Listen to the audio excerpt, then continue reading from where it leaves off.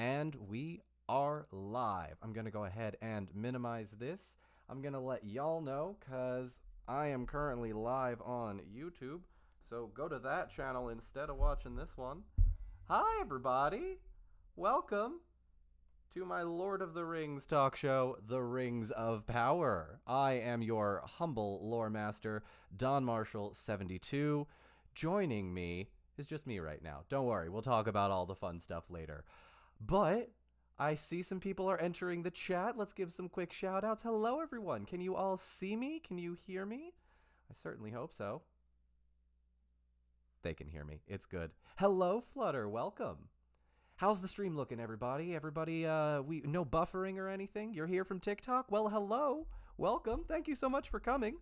Meantime, I am just going to set up just a couple of quick announcements because I need to do a big old blast on social media. Because that is how social media works.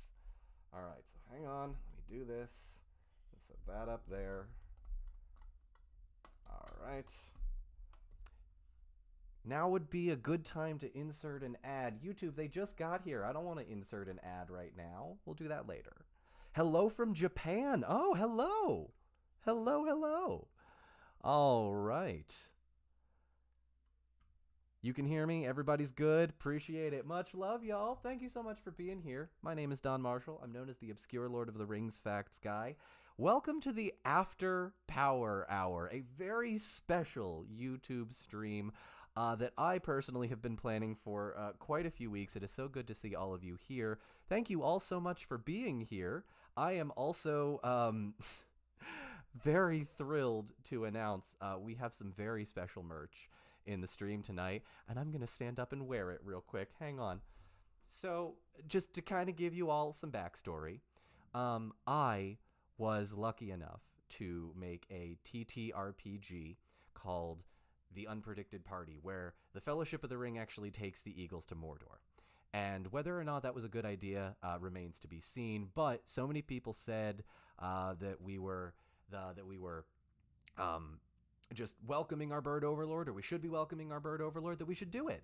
And so we decided to make this, and it says, I, for one, will welcome our bird overlord. The design was by my wonderful friend Sarah M. Shunky, who is a phenomenal artist. If you have not already, please go check her out. Today we will be having this exclusive merch, which I believe is pinned in the chat. You all should be able to see that right now. If you don't, let me know and we'll fix that. But we have hoodies, we have t-shirts, we have stickers. If you want something and it doesn't exist, I can probably make it for you. It's going to be that kind of chaotic stream, don't you worry.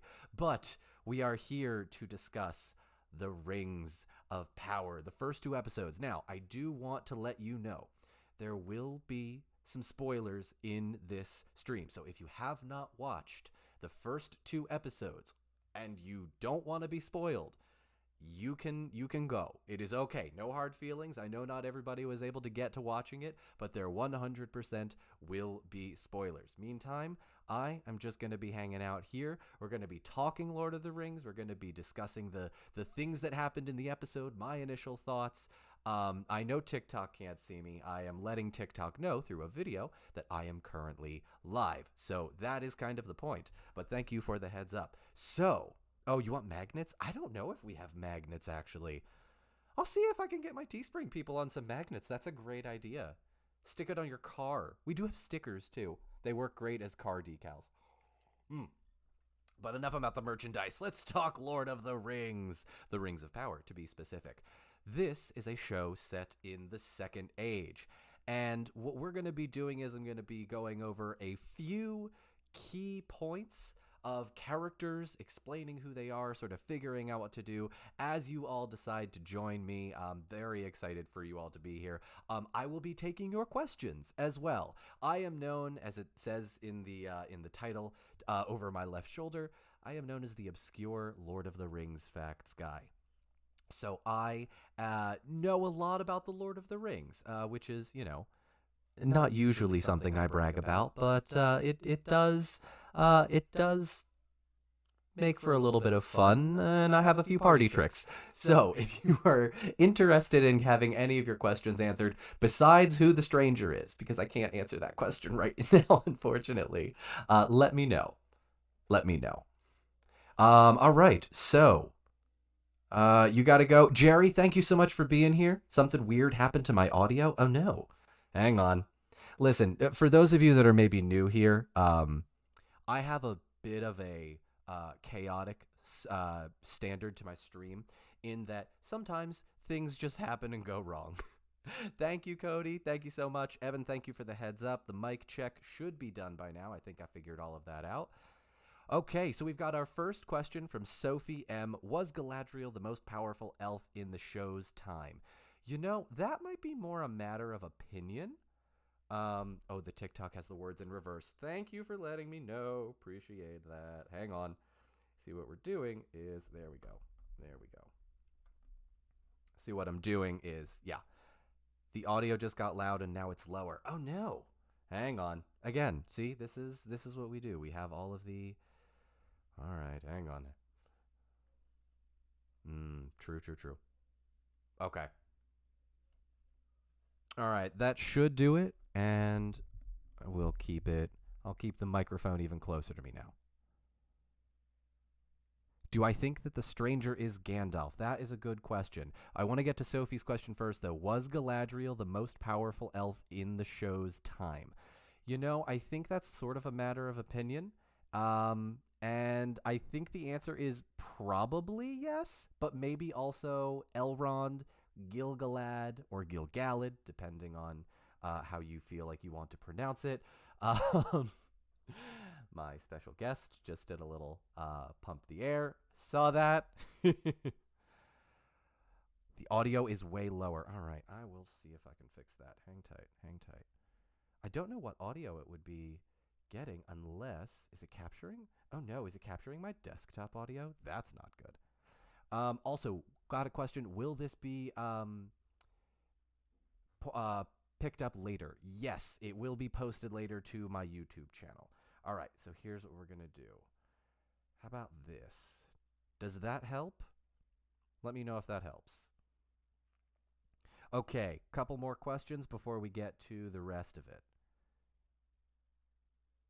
Sounds like it's picking up my headphone mic. Shouldn't. Hang on. Check 1 2, check 1 2. See, that might actually be the echo. So let me change the properties of that. Okay, get rid of that, get rid of that, get rid of that. Okay, that, never a dull moment here. All right, that should help. Hang on. All right. Again, if you're new here, that should help. That should help. Okay. There we go. All right. We're only 8 minutes into the stream, and I have finally figured out the technical difficulties. Okay, so let's discuss the Lord of the Rings TV show, The Rings of Power, and do a few more questions, and then we will get into my thoughts, and then I'm going to introduce a very, very special guest. Number one, who do I think the stranger is? I don't know. I have my theories. I think it is probably a wizard. I don't know which wizard, though. Will I be posting this after? Yes, I will. Scone Mistress points out, if it's not a stream if there isn't chaos. Quite right. I see my regulars are in the chat. What are my thoughts on Galadriel slaying the ice troll? Did that make sense? Yes, it did.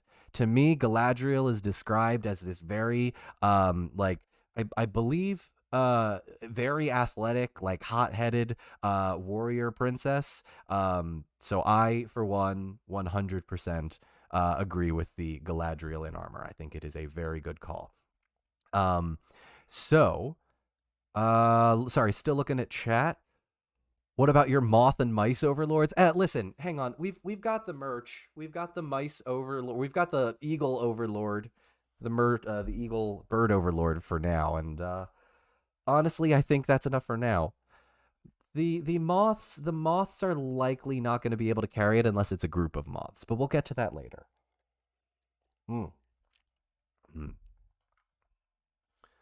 All right.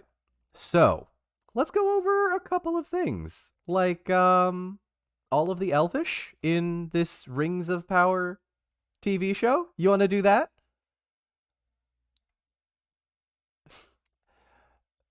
My special guest, are you ready? My special guest better be ready. Okay, sorry, we're having a conversation backstage that only I can hear. So, provided I've set all of this up right, I would like you all to give a very fond hello to my good friend, Wizard Way Chris. Chris, hello. Welcome to the stream. Can they hear you? Let's make sure they can all hear you. Hang on. I do have the stream up on my computer, yeah, so okay. I can also let you know. I would like you you were definitely muted. Let's try that again. 3, 2, 1. Chris! Hey! Hello. Welcome to the stream. Hello, everybody. All right, so we should be good. For those of you that don't know, this is my dear friend Wizard Way Chris. Chris is the self-appointed resident elf boy of TikTok. The shirt that Chris is currently wearing is Elvish. Chris, would you like to describe what you are wearing right now for any of my viewers? Sure. So this particular t-shirt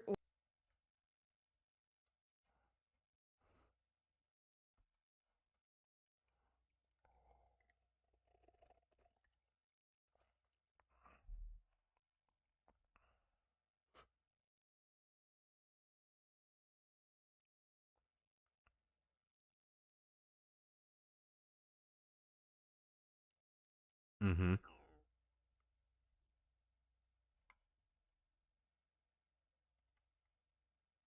that's it in Elvish. So you don't have to worry about pronouns so much because Elvish by default is gender neutral. I love when that. it comes to pronouns. I love that so much. So all of the shirts have the same bit on the top that says Perian Teten Perian, which is Perian is hobbit, so it's he, she, hobbit. You know, he, him, hobbit, she, her, hobbit, all the combinations, they, them, he, them, all of it. So, oh no, always. We missed it. I'm just standing there gesturing to my chest.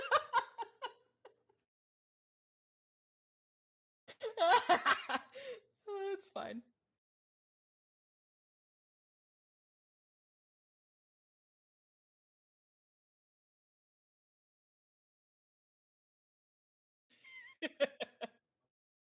Testing. Chaos. Nothing but chaos. The Dark Lord has been summoned.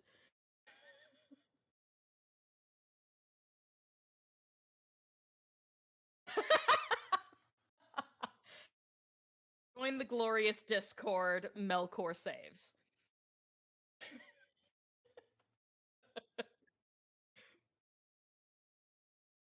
All right, how about this? Does this work, Chris?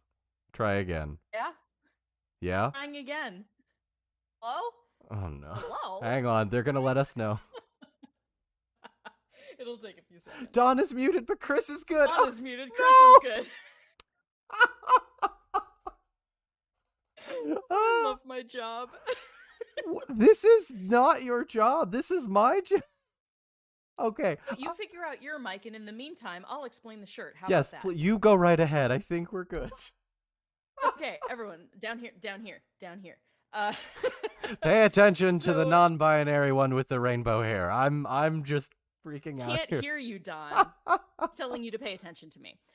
So this shirt design was a collaboration between me and Don. He wanted to do something for Pride Month back in June, and I also wanted to do something for Pride Month, so we collaborated. And the Elvish on the top here says Perian Teten Perian.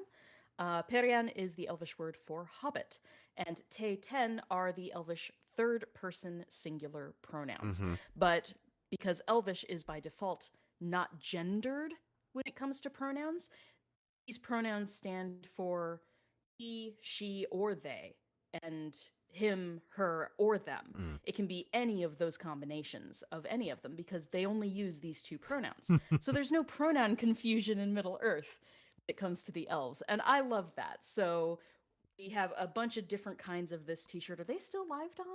Yeah, we're still live. The We're t-shirt's good. still up? I mean the Those shirts. Pride Month merch shirts I do not believe are available. They have been archived. Okay, If there's enough of a they've been demand to not, archived. yeah, those have gone You can away, always bring them unfortunately. out next year for Yeah, Pride yeah, again, but we'll bring the back the Pride Month eventually. But today we're focusing on the Rings of Power and our bird overlords. Who, why didn't they take the eagles to Mordor? Is yeah, 100% why. I want one of those shirts. I mean, you're part of the stream. I can probably, you know what? I think they sent me a sample. I can probably just give you that sample. I'll send it to you. Okay. I do also. I'm not gonna complain. You don't mind while we have a business meeting in the middle of our stream, do you? It's fine. No, I'm so excited. Before we get to the Rings of Power and your Elvish translation stuff, I do want to say thank you to everyone that has supported the reason that this merchandise exists. It's a TTRPG called The Unpredicted Party, and The Unpredicted Party is basically this thing that was born out of the question, why didn't they take the eagles to Mordor? And I was basically like, well, yeah, they would rule Middle Earth as their bird overlord because they'd take the ring, overthrow Sauron, and just like peace out and rule everything. And so bird overlord sort of became a meme, and in the truest fashion possible, my entire like For You page and comment section was just like, hey, can you explain that a little bit more? I really, really want to know why.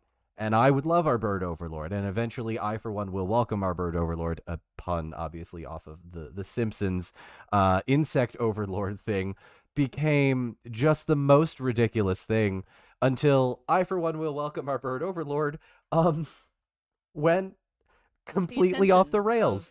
Completely off the rails. Just like Important people. until the important people saw it.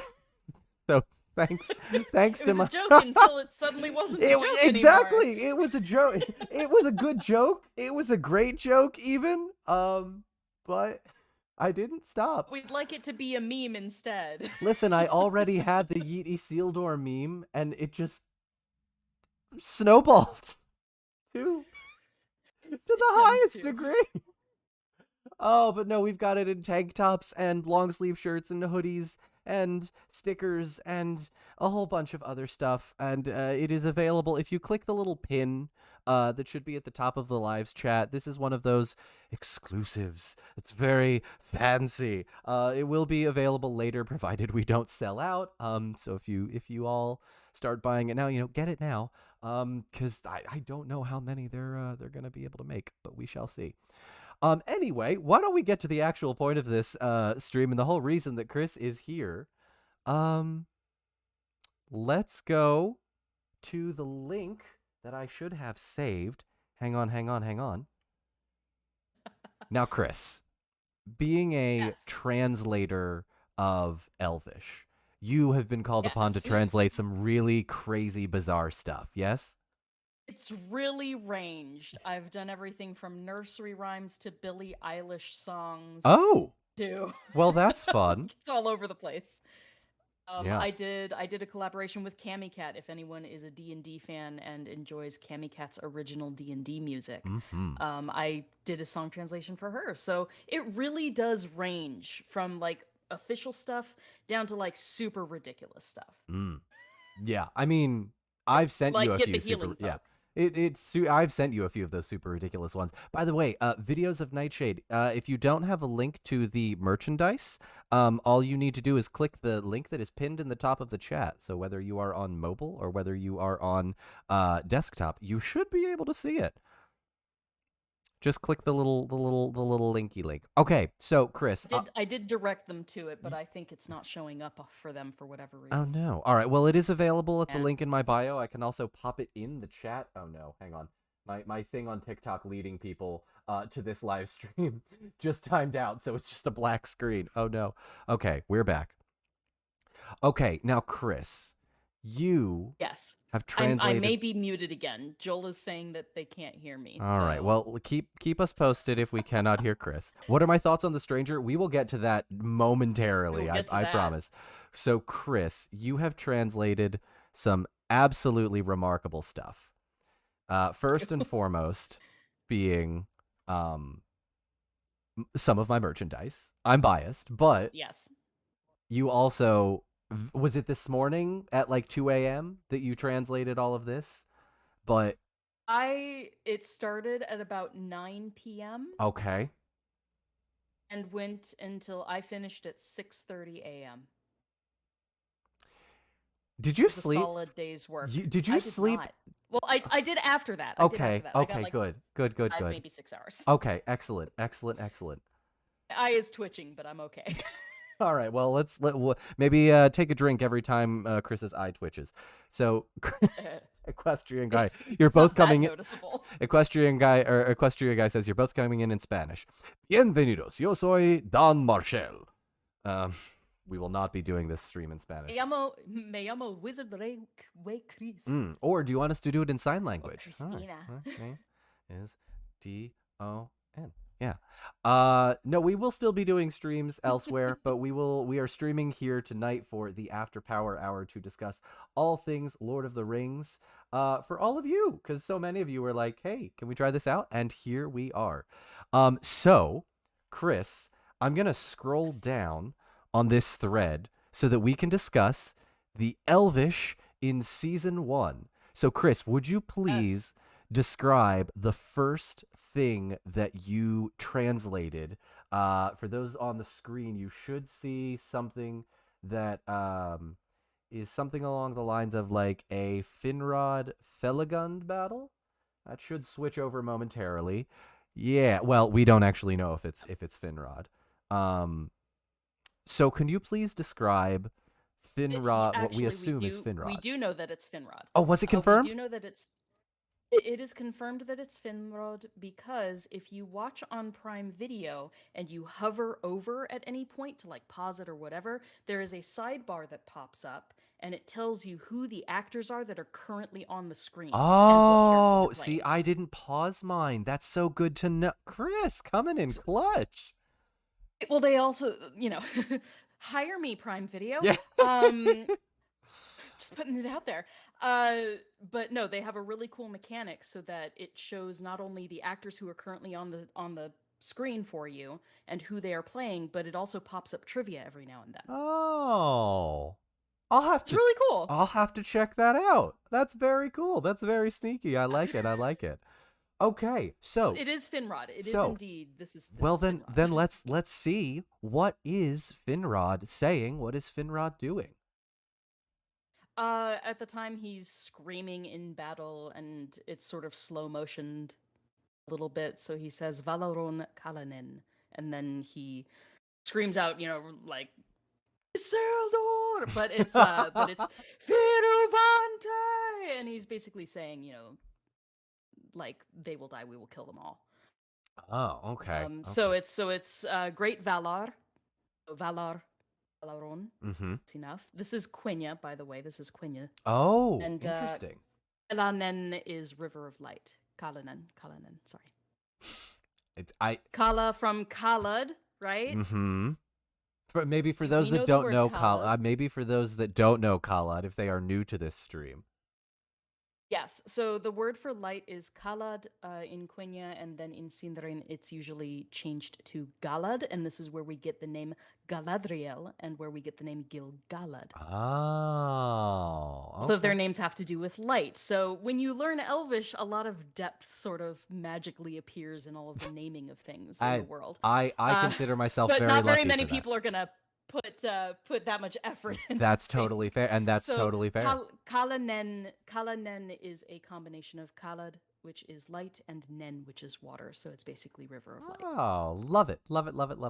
Okay, so that was your first piece of Elvish. We've got plenty more to go, so I'm just going to go back in this thread and keep going. And so just to give you an idea, Chris, folks are seeing the tweet thread, so just sort of go. I see it. Okay, excellent. Yeah, just go one by one, and you should be able to figure out what this means. Hopefully all of you in the chat can sort of figure out what this means towards the end when you become well-versed in Elvish. All right. It's time to #Let's Learn Elvish. It's like Schoolhouse Rock, but way cooler. Way geekier. So the next little bit that we hear is more Quenya. This is when Galadriel and her company of elves are hunting up in the Forodwaith, which is the northern wastelands. Very, very icy cold place. This is where we see the snow troll, and when the elves first see said snow troll, they yell out, Riz Torko, which is snow troll in Quenya. So self-explanatory based on the context, but they actually are saying snow troll in Elvish. That is, I love little nods like that. And correct me if I'm wrong, because I think I watched with subtitles on, but I only remembered about 15 minutes into episode 1. Did they translate that on screen, or was that just yelled out in Elvish? That's the thing. Sometimes they do and sometimes they don't. The Finrod Felagund stuff was not translated. It was just him screaming. People were like, what did he say? But the Riz Torko did come up as a subtitle for Snow Troll. But it doesn't always happen. The next bit, just leading right into the next tweet that I did. Yeah, hang on. Let me bring that up. Let me bring that up for everybody so they can see it. And this is Elrond sitting in the forest. Yes. Sitting in his tree, writing what ends up being, spoiler alert, the speech that Gil-galad is giving later on in the episode. We'll talk about that in a minute. Yeah. So there are bits that he says here that don't end up being heard in the speech, and the first thing that he says is "I palalumen, I alfirme nori, la meta avante," and so that is Quenya for the far west, the undying lands, 'tis an end denied. Like it's the feel that I get from that in Quenya is like it's long-awaited end. It is the end that everyone looks forward to, but they are currently denied access to. But not everybody seems to be looking forward to it, as we learned very early on. Apparently not. We shall see. And it occurs to me now that, like, of course Galadriel wouldn't want to go to the Undying Lands. She's put far too much effort into being in Middle-earth and I know a bunch of elves left, but there could be some. This was in my head the only way that they could get Galadriel relatively smoothly in Numenor. In order to meld the timelines, they had to take a main character to Numenor. Galadriel is sort of the obvious choice. That's right, because characters. Yeah. Like, how else are we going to mix the Numenor timeline in with the Forging of the Rings of Power timeline? Right. So because these happen about 1,000 years apart from each other in the Second Age. So in order to blend them together, they had to take one of the main characters to Numenor relatively early in the first season, and Galadriel is the one. So they had to manufacture a reason for her to be there. And that would be why they tried sending her to the Undying Lands, and obviously she doesn't go. We know that. We knew that. So, for those that have seen the movies, we knew that. I'd be very curious to see though, films, like, if you know that she's around in the Third Age. If anyone though has not seen the Lord of the Rings films and started with this, cool. I brought a friend of mine to the New York screening who has never seen the movies and never seen or read the books, but has watched enough of my content that he like kind of knows a little bit. I'm very curious to see what his opinions would be on something like this. Like, did you expect? That would be so cool. Yeah, like this. Like, imagine episode 1. This fresh, like this is your introduction to Middle Earth. That'd be such a different perspective. And for so many young people, I think it will be to a point. Like, I would 100% want to bring. If I had kids, I don't. I have a dog, 2 cats, and a tortoise. But if I did have kids, I feel like this would be a really cool way to introduce them, in the same way that, like, you didn't see the original Star Wars trilogy, so the twist in in The Empire Strikes Back is sort of ruined for you if you watch the prequels first. But like, what a journey to go on to watch it that way. Right. You see the whole character arc before. Yeah. Luke finally finds out. Yeah. Spoilers for Star Wars Episode 5. Hey, I didn't say anything that's spoiling. I just said Luke finds out. I didn't say what he finds out. Watch the movies. That's a good point. Watch the movies. Okay, let's go back to the next franchise. Yeah. Side note, and this is not related to any of your Elvish translation, Chris, but how cool is this scene in Lindon? Just Elrond sitting in a tree surrounded by mountains and yellow trees. Like, I want to go to there. I mean, not only is it beautiful, and I mean, I've heard some criticism for the setting of Lindon and what it looks like because it's very, forested in this case, and people are like, it's a Noldorian settlement. It should be mostly stone, and I'm like, Oh. but this used to be Osiriand in the first stage. This area was Oh. known as Osiriand. And in Osiriand, canonically, it was a forest and especially had a huge amount of elm trees. And elm trees are the type of trees that they're showing here. Also, it looks See a really lot of elm pretty, trees. so I'm gonna let it slide. It's gorgeous. Yeah, And it's yeah. visually appealing. So it's also something different to show the contrast between it says the city of the high elves, but at least at the beginning of the Second Age, it was the city for most elves. It was all the refugees from Beleriand. So it was a very mixed cultural place before elves then kept moving eastward. So there should be a difference in tone and the design of Lindon versus Eregion. Eregion being where the Feanorians end up settling and building out. That later on we see in the series when they introduce Eregion, it's built into a mountainside. It's that mountainside on the coast. Yeah, I loved the we'll get to that in a bit. Yeah, we'll get to the visuals. But that's a very stone city that gives the whole Noldor feel, and I think they did that on purpose to differentiate the Eregion elves from the Lindon elves. 100%. So I think it was just a design choice, and I'm cool with it. It looks fantastic. All right. Let's move on to the next one. That is, I know you had your work cut out for this one, and let me see if I can't expand it on the screen because, my God, Chris, there's so much Elvish in this one screenshot. I can only imagine your brain going a million miles an hour. This is like 2 seconds. Yeah. Because it pans. Yeah. And yeah, because it's a pan of the really narrow focus, you only see little tiny bits of the characters any given moment. And so piecing that together was an adventure. I bet. And yeah, so this is the speech that Elrond is writing. Some of it he does say aloud. He's basically reading it aloud to himself, like you do. As one does for a speech. As one does for speech. Yeah, I've written many a speech. It's fun. The fun thing is that he's writing it in Sindarin, despite the opening lines that he said being in Quenya. Like he starts with a Quenya opener. He has a Quenya hook. Yeah. Right? And then the speech is supposed to be in Sindarin. So the written stuff is the Sindarin version of what he's saying.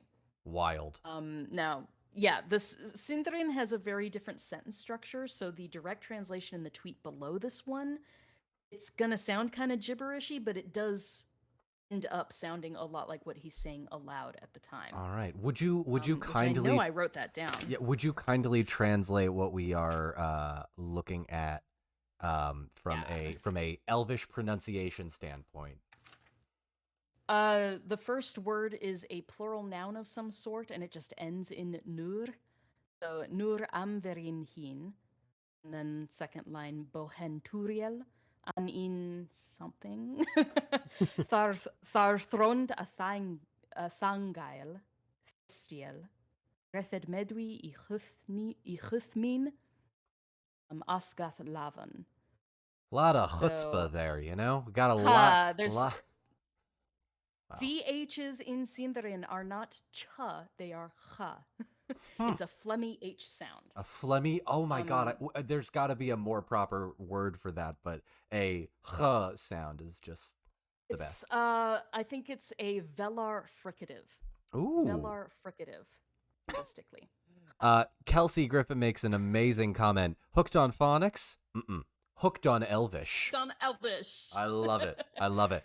All day, every day. I do have to give a quick shout out. Videos of Nightshade just said he's back in the stream, or they are back in the stream after buying one of the Bird Overlord t-shirts and a hoodie. Nightshade, thank you so much. Y'all, if you are just a quick ad break to showcase the kind of stuff that I'm very proud of. The merchandise that you see pinned at the top of the chat that is currently available through this store is the I for one will welcome our Bird Overlord, which is of course a reference to the fact that when I said that they couldn't take the eagles to Mordor because the eagle would get tempted by the ring.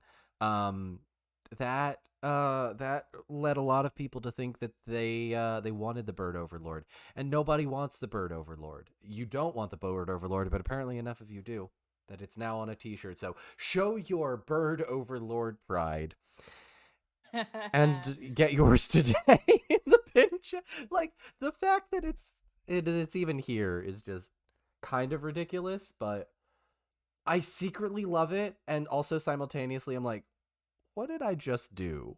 Also, Scone Mistress just said I got a tank top, so thank you so much, Scone Mistress. Appreciate it. If you have purchased something, let me know in the chat. I love giving out personal shout outs. Okay, so that is the Elvish. So have we covered everything on this page, Chris? Can we go to the next one, or is there more? Yes. Okay, great.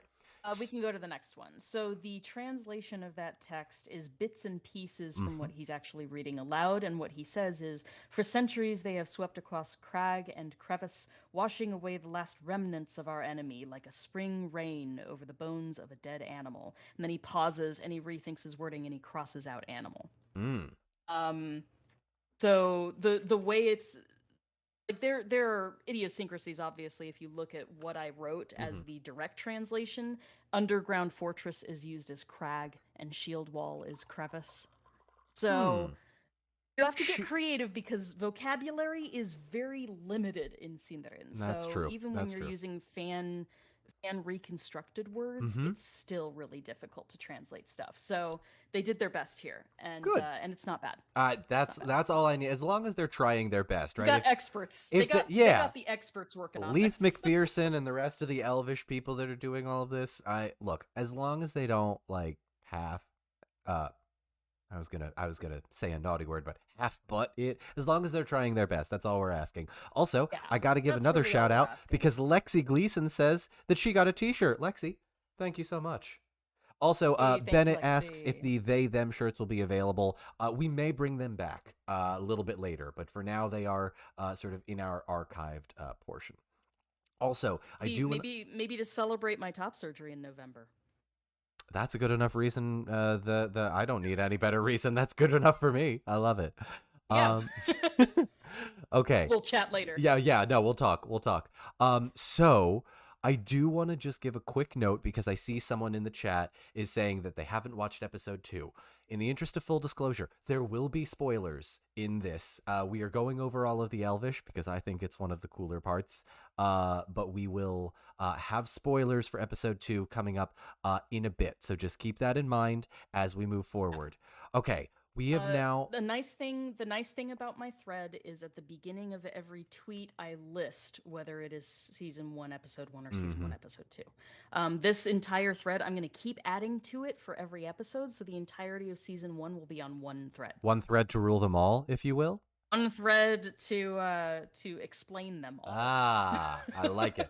I like it. By the way, yes, I do see you all in the chat. Nori is adorable. If anything happens to Nori, we riot. We riot. Poppy too. Yeah. Like this is a tiny spoiler, but just Poppy has the sweetest little heart in episode 2, and I won't say exactly what she did, but just she cries something that is just super, super sweet. Yeah. And I can't. It's My heart couldn't take it. It is very, very cute.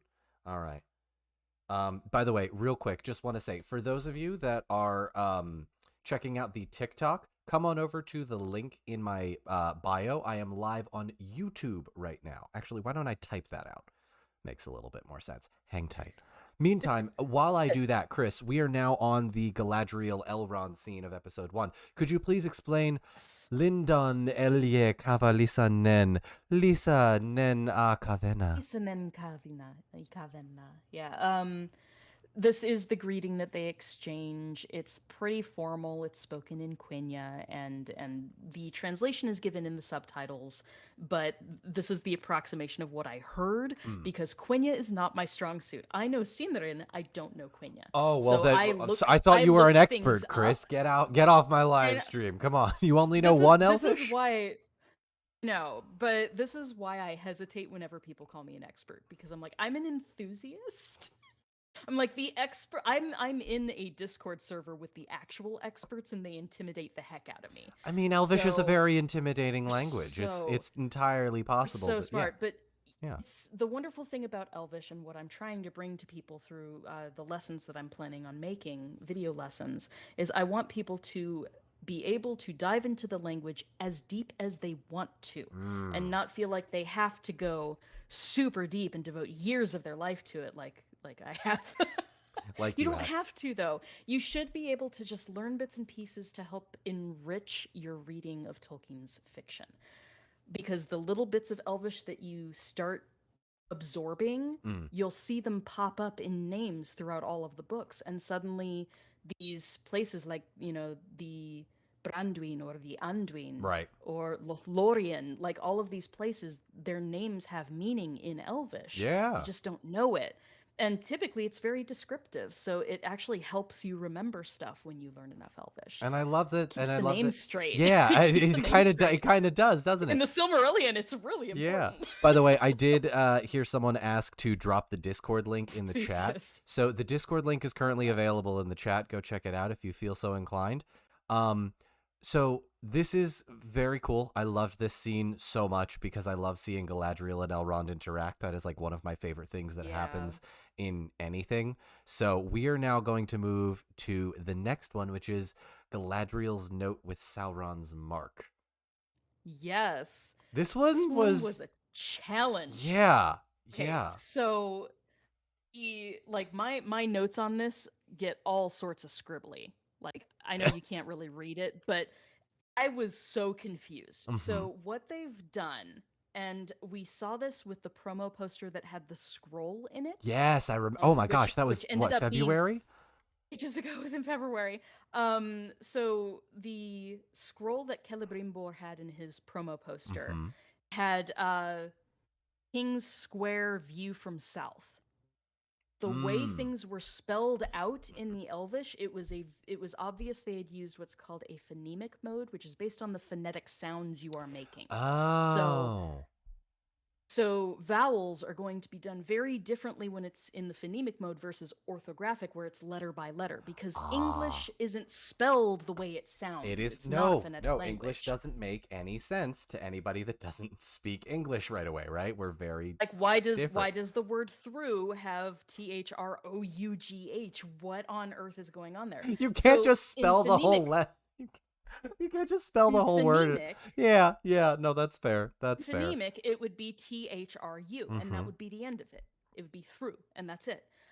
So what they've done is they've done a phonemic mode. So they're going based on the sounds, not the characters. Okay.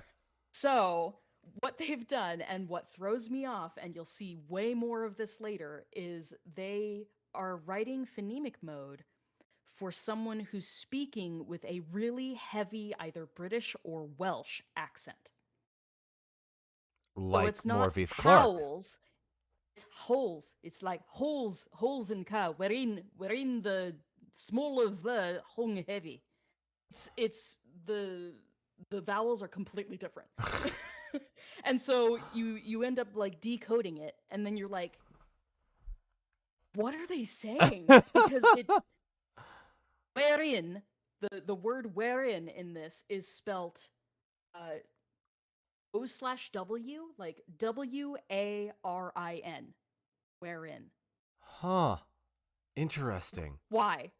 I listen. So I'll you know what? Why don't I just hit up JD and Patrick, the showrunners, and figure out why they did what they did. I'm like, it's just a very heavily accented version of Elvish, and so that makes it way more difficult for, a Yank like me to decode it, because we don't speak the same dialect Fair. of English. But you'll see, like, this note was small, and it took me at least half an hour to decode. Oh gosh. Wait until we get to Celebrimbor's schematics. Oh god. We'll come to that in a minute, but this is we'll move on to the we'll move on to the next one now. This is Elrond's cloak. Now, I specifically remember you talking about Elrond's cloak either during a live stream or a video. Oh, sorry. Can you describe what the previous one means? What the previous what it means. She's describing it's basically like a note that she tried to jot down while they were up north. So when you look at it, she's saying, like the wind was howling over, whatever area we were in. And let's see, bring it back up on my. So it's like, I don't know exactly what she's saying, where in the small of what, but it's that the air hung heavily in that area, when she was describing that the torches have no heat here. Yeah, okay. Stuff okay. like that. All right. So. And so then then the bottom portion says one emblem appeared. One emblem appeared. All right, great. And then it has the picture of the emblem that appeared on the stone. So it's basically just her taking notes. Okay, cool. So, next one then. The back of Elrond's cloak. Not something I ever thought would be something we needed to translate, but can you please tell me what the back of Elrond's cloak says? The back of Elrond's cloak is written in Angerthas Eregion. This is one version of the Cirth alphabet. The Cirth are what most people see as Dwarven runes. The alphabet was actually first created by the elves, by Daeron the Dark in Doriath. So originally it was an Elvish written language, and they used it for just more everyday stuff. If you were going to carve a sign, you would use the runes because they're easier to carve than all the curves of Tengwar. So the elves, especially the Sindar elves, this was their first written language before the Feanorians came back and introduced Tengwar to everyone. Brilliant. So the elves, this language of runes slowly expanded, and the dwarves got a hold of it and adapted it to their own language. So that's why the dwarves tend to use it most, but it does still appear on Elvish stuff. So I loved that they actually included some of the Earth because it makes sense for elves to use it too. We just don't see it very often. I love that. Yeah, so there are runes on different things. We see this on Elrond's costume, and we see it on Gil-galad's costume. So we'll get to that in a minute. We'll get to it. But here on the back of Elrond's cloak, all we can really read is Endil, and so my guess is that they're basically spelling Earendil, which is the name of Elrond's father. So it's likely son of, beloved. Yes. It's probably son of Earendil, and that would be why he has a cloak like this that has runes on it, and I don't see anyone else wearing the same runic design on their cloak. So someone named Monday. I think it's just him. Yeah. One of my commenters, Monday, in the chat just said, so Elrond was carrying around some dwarf love with him. Listen, the shipping wars have begun. It's going to be chaos. Oh, man. Strap in. I love them. I love the whole dynamic between the characters. We'll get to it. All right, so let's discuss. Okay, we need to speed this up. We've been here for 47 minutes. I haven't talked about the plot. Okay, but you're all getting Elvish lessons. So, Chris, in 1 minute, can you please explain the Gil-galad arm spread scene? Sorry. Sure. I look very silly. It's a very quick one because now you understand how the elves are also using this runic alphabet. So same runic alphabet, but the words are in Sindarin, and it says Elbereth on his sleeves. Chris, hang on. Sorry, Chris. I need to give a shout out to Evan in my chat, who just asked, was Elrond wearing a family reunion t-shirt? Evan, you are 100% right. Elwing. You are 100%. Yes, and he's getting. Poor guy. He's just trying to carry his family with him. Oh, he really is. He really is. Oh my gosh. Man. I'm gonna cry many a tear for Elwing. Oh my. Oh, we're all going to cry. Evan, well done. Can I pin you? Do you know who my father is? Can I? No, I'm not going to replace the pinned message because that's my merch. But I have the option to put user in timeout. Evan, I'm not putting you in timeout, but I see you. I appreciate the joke. That was good. That was real good. Fantastic. Okay, well so we've got the Gil-galad embroidery. Yes. Excellent. He has beaded embroidery, and I actually got to see this costume in person, and it's stunning. Oh, isn't it gorgeous? So pretty, and just the attention to detail, and obviously this stuff was hand stitched. So shout out to the costuming crew. It's beautiful. On the sleeves we have the runes for Elbereth, and on the chest piece it says Aran Enior, and one stripe says Aran Ini or the other stripe says it the other direction. So it repeats. And these are the Sindarin names for the Valar Varda and Manwë. And So for those that these maybe haven't read the Silmarillion, here's an obscure Lord of the Rings fact for you. Varda and Manwë are two of the Valar, more or less the lesser gods, the greater spirits, what have you, that exist in Middle Earth in a very physical, very real way. Okay, moving on to the next one. I love this one so much, and it's photos. So I need to make sure that the photos are in frame. So, Chris, can you please describe the you say graveyard, grove, memorial kind of thing. I think of it more as like a hall of statues, almost Hall of like Fame, something like Hall of Fame / shame. I mean, maybe we'll see what happens. Who knows? I think they're very kind here. Yeah, I think when they carve these trees out of remembrance of their fallen warriors, this is why I call it a grave grove. Or groveyard. We can call it a groveyard. I like that so much. And so these are meant to represent specific elves. Some elves have defining attributes that really make them stand out more than others. And in the case of the second photo, the one that's on the upper right side, there is one character who is carved with a dog in front of him. Now, and the only canonical instance we have of an elf with a dog is Celegorm. Okay. Is one of the 7 sons of Feanor. But hear me out. Well, no, because I guess he's wearing one of the stars of Finwë. So he is. I thought this through, sir.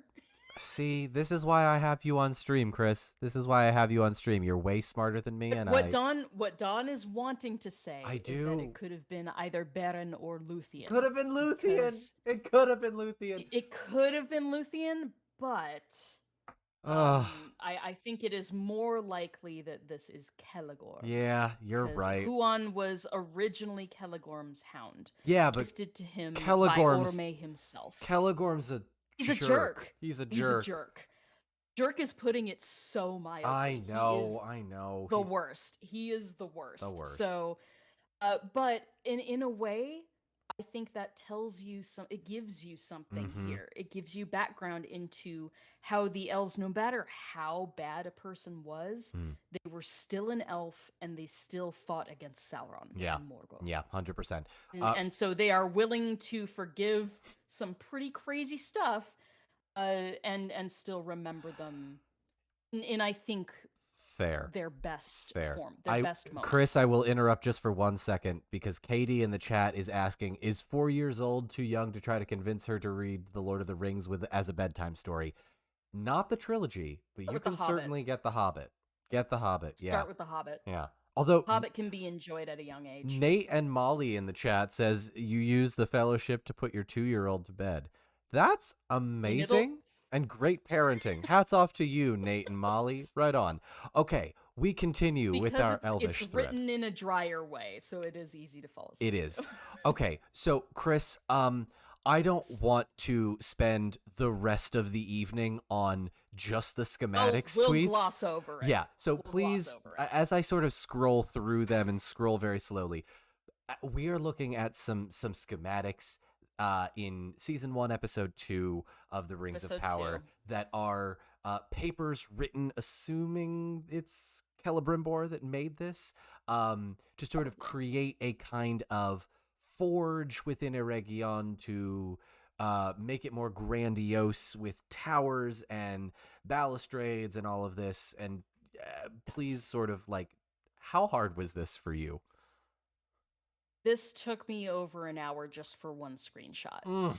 And again, it's because this is written in English. It's English written in Tengwar, but it's with that heavy dialect. So the words are just really hard to get down sometimes. But basically, it talks about, this source is appropriate given the prevalence of something in Eregion. Right. It talks about prior arrangements. The small towers can link to the main tower on the north or west sides, or both, connecting to the lower balustrade. talking about changing the course of the river, changing its course as long as it prevents a downhill channel to contain its flow. It talks about arches and golden walls, and the one main text on the front page there is, by capturing water in its journey from the mountains, the hills, and the rooftops, and guiding it in channels, we can deliver it to where it will be necessary, useful, or simply beautiful, a gladness to the eyes and heart. Just to put this in perspective, right? They could have just made up some gibberish, right? They could have. They could have just made up some gibberish, and no one except you and a bunch of other super nerds would have been any the wiser.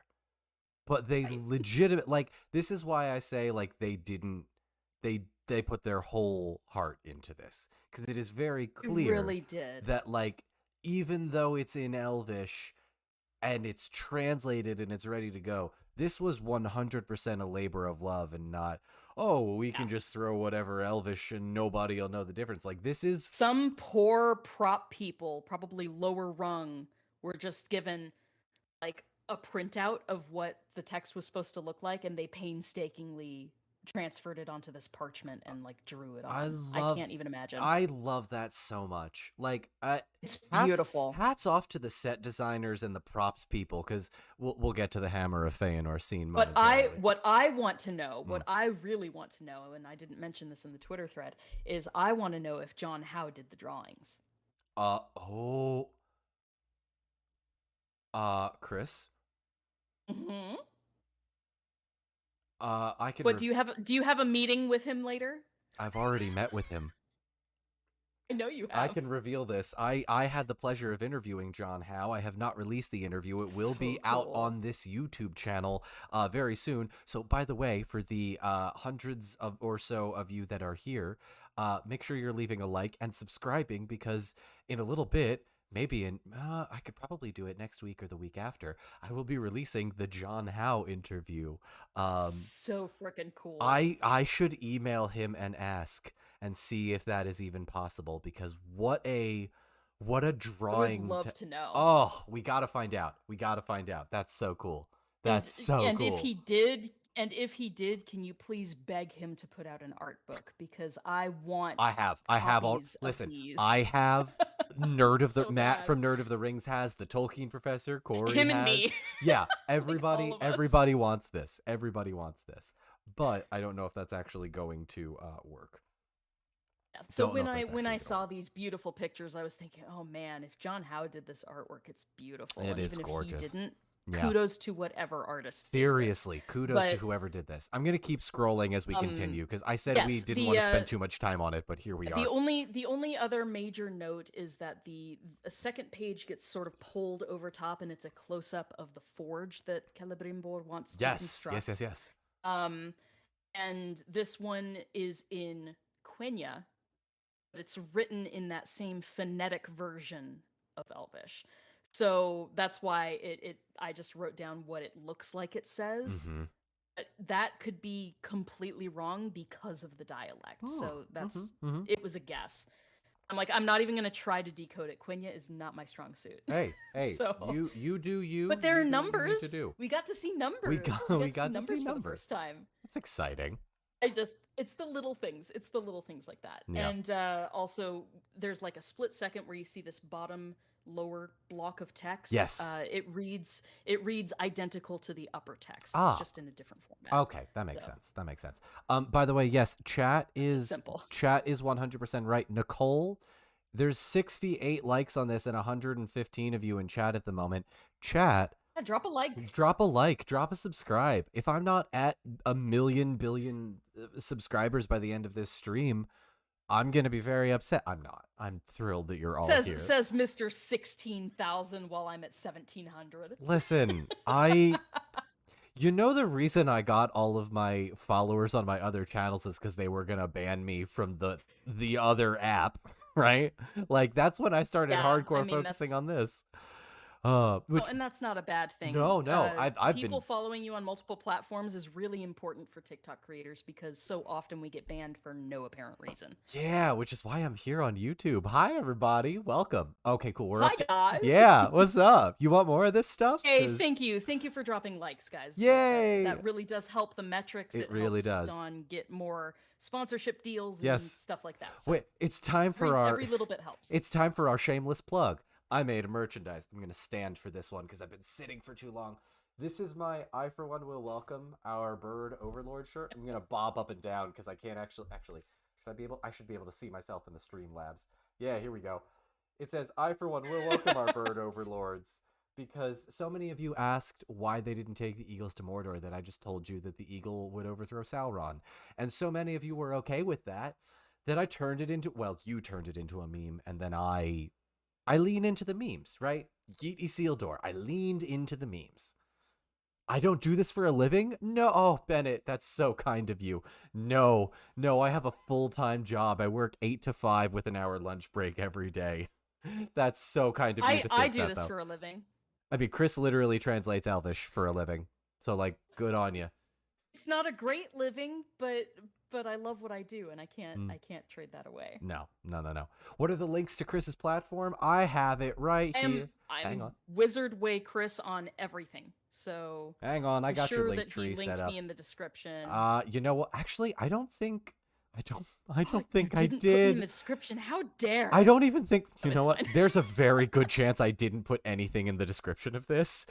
I should probably fix that. But hang on, let me throw it in the chat while we're here. There's Wizard Way Chris's links. Hang on. Oh God.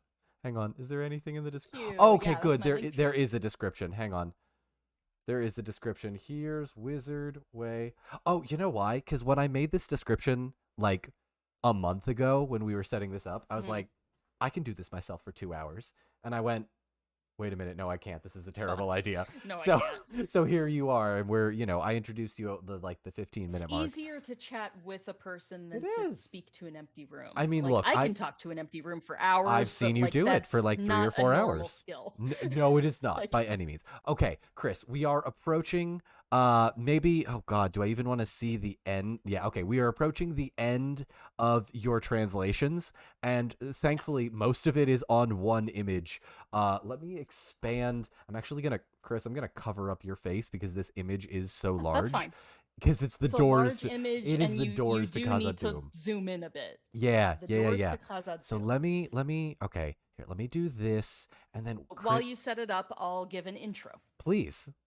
So, the doors leading into Khazad-dûm, these are not the same doors that we're used to in the Lord of the Rings, because those doors haven't been constructed yet. But they were constructed by a dwarf named Narvi, which is another obscure Lord of the Rings he collaborated with Celebrimbor, and they became very close friends. So Elrond going to seek an audience with the dwarves to try and diplomat his way into an alliance between elves and dwarves is very significant. And when it does eventually work, spoiler alert, that is when the Doors of Durin are then constructed, using mithril that is then, it's mined by the dwarves and transformed by the elves into Ithildin, which is the stuff that glows in the moonlight. It's called Star Moon. It is literally called Star Moon. Ithildin. So these doors are not those doors, but they have runes all over them. And we saw these in the promotional images for Disa, and then in a couple of the little featurettes that were released, we got this shot, which is a pretty good shot of the doors, and then we got a straight-up full-on lower portion shot later in the actual episode. So basically, all of this stuff is Dwarvish. And I don't speak Khuzdul, okay? Khuzdul is way outside my purview. Apparently, you can take Neo-Khuzdul lessons. Someone said that in my comments, and I was like, really? That's so exciting. Because Tolkien only wrote a few words. Like, there's a handful of words that Tolkien wrote in Khuzdul, in actual attested Khuzdul. One of the words are created. Baruch Khazad and Khazad Aimenu? Yes. Yes? Okay.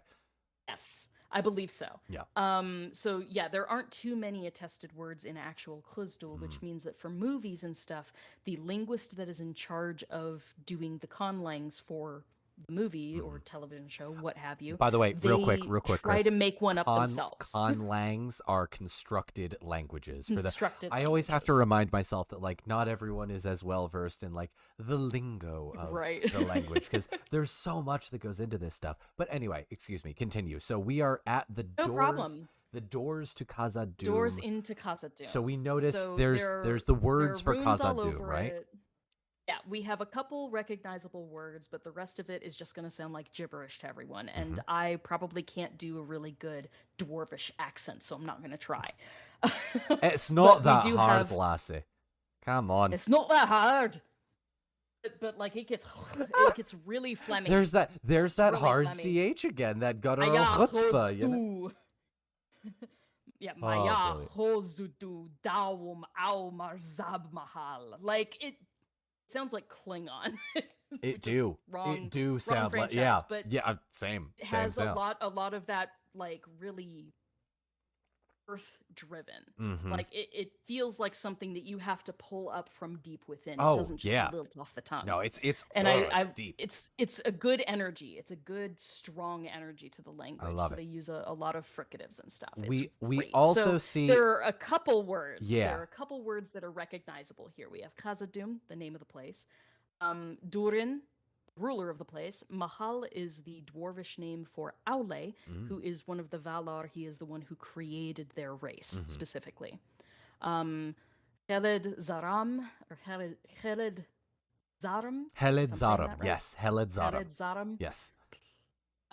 Look at me correcting you on a language thing. That's so exciting so for helpful. me. So I know, good for you. So helpful. Nice. That's a nice switch up there. Yeah. The student becomes the master. What does that mean? Heled Zaram is the name of the Mirror. Yes, and which deep is are the waters other...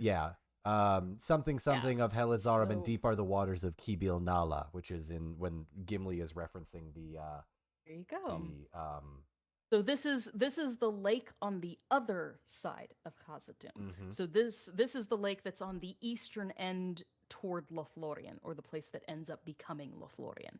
So they are basically naming the passage from this place to that place. And in this case, it would be yet another opening on the same side that the Fellowship took in the trilogy. Yes, because there were assuming there were multiple entrances. Yes. Actually, I think there are only the two entrances. I think that they made the doors of Durin. I'm guessing that they're going to reconstruct these doors, but that's just a guess. No, And that it's kind of because that makes sense. The That makes sense. doors of Khazad-dûm are shut, and they make it sound like there's only one way in and one way out, and that is all. That there's no secret way in, and if there had been, I think Gandalf would have taken them that way instead of through the main gates. Oh, that's a good point. Yeah. So yeah. so I think that they kept it very enclosed to try and be a bottleneck. So if anyone's trying to come in, they can be picked off really easily. Which is true of their architecture, because remember, dwarves always make the staircases, the bridges, anything they're doing very narrow, so that they would have to go one at a time, which it makes for amazing defensible positions if you're on one side. Yeah. I want to say it's very strategic, and so I do think that there's just the one door on each side. Right, but this is, of course, how they this is not the constructed doors that we see in the Fellowship. No. All right, so next we see, I'm going to attempt to pronounce this. Let me know how bad I get. Ek ishish shmu mi elt angst ein sunula unzorias ganai kazad dumu. Dumu. I have no idea. Good job. Question mark? It's just a big question mark for me. I don't know Closdul. It is just anybody's guess. Oh man. My guess is that the vowels are a, e, o, u, just like in Elvish. Yep. But they have long vowels just like Elvish too, which is why we have the little parrot accents on top of several of them. I love it. So those ones tend to be either emphasized, depending on the language. It's either an emphasis thing or it's a you hold them longer. Ah, So, okay. So it could be ganai.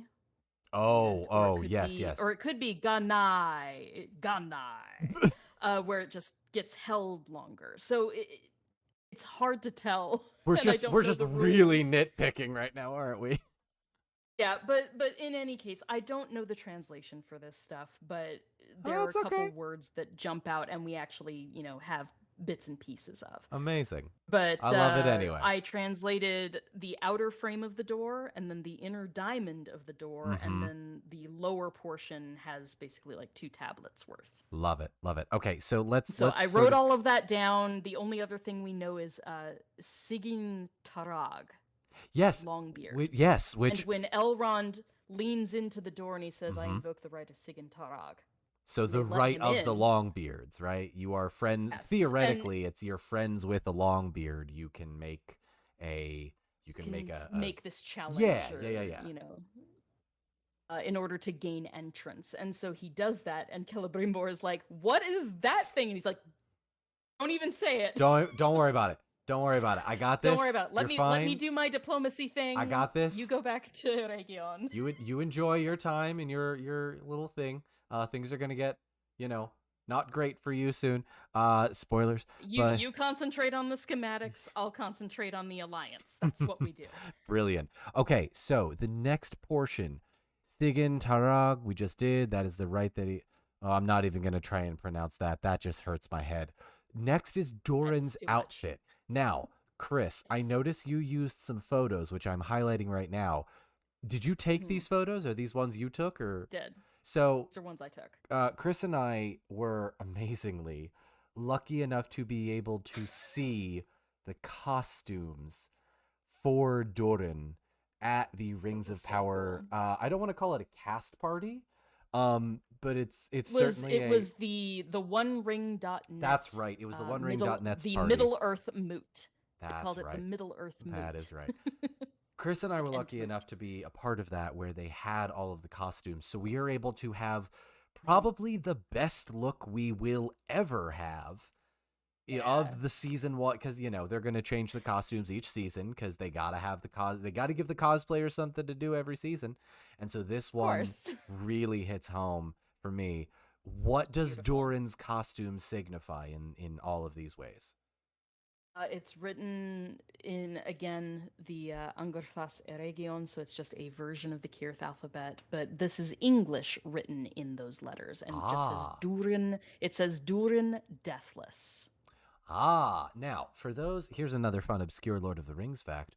Durin the Deathless is the name of a dwarf that, and Chris, correct me if I'm wrong here, right? Because the line of dwarves continues the name of Durin, right? There's Durin, I think in the Third Age, it's Durin the 7th? Durin the 7th, I think? Yeah.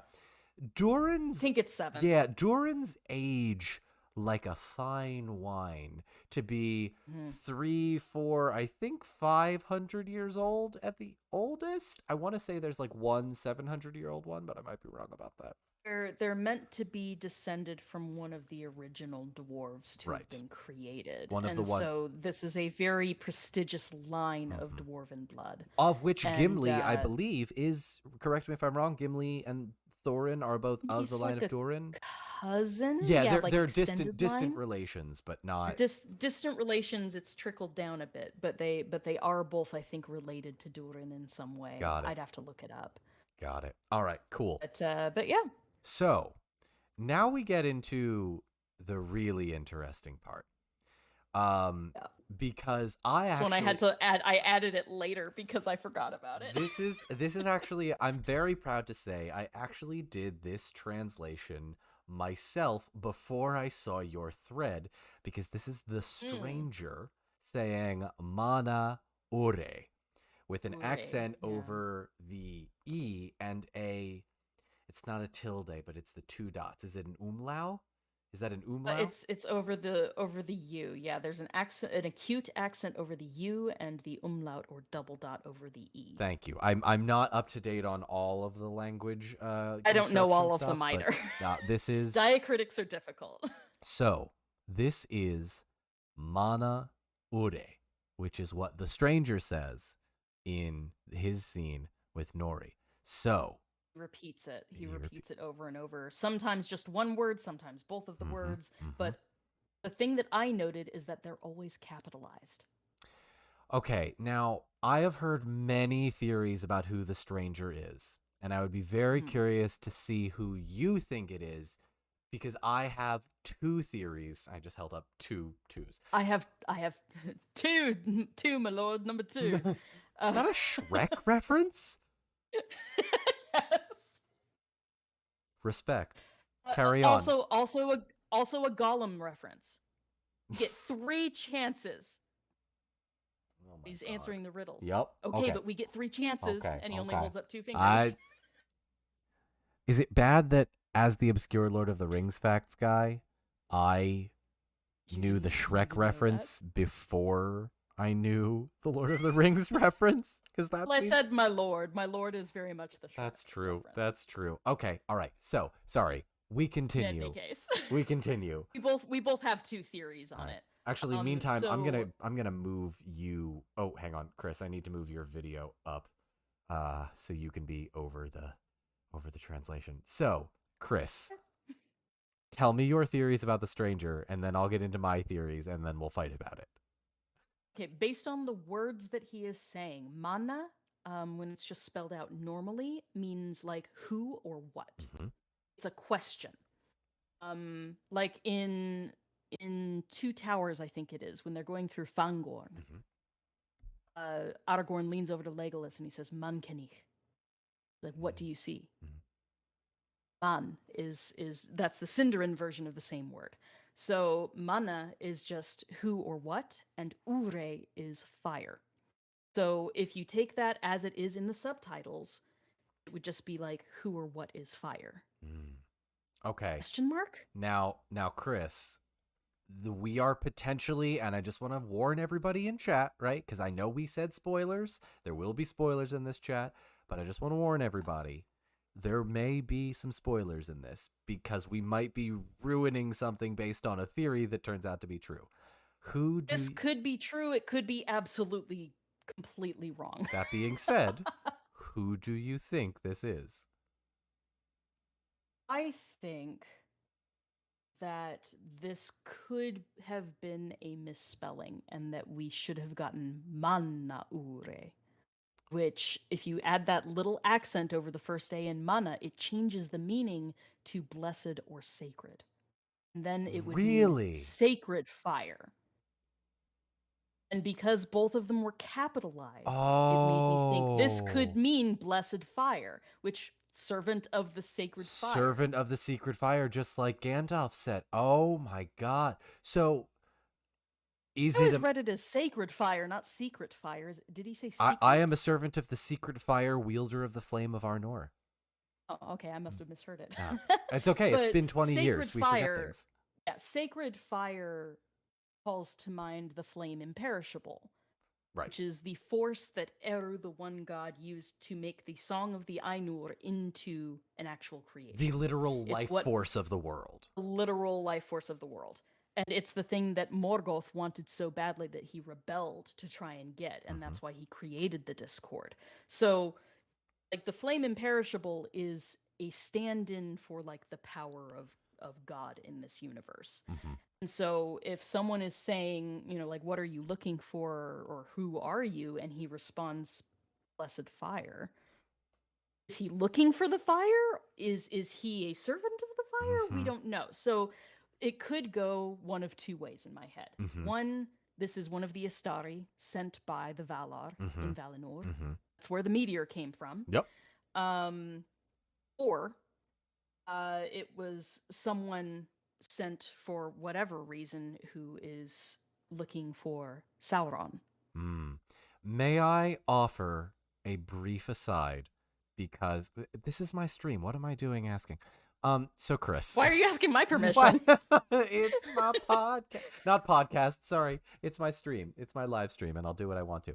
But my I didn't stream. I didn't want to be rude.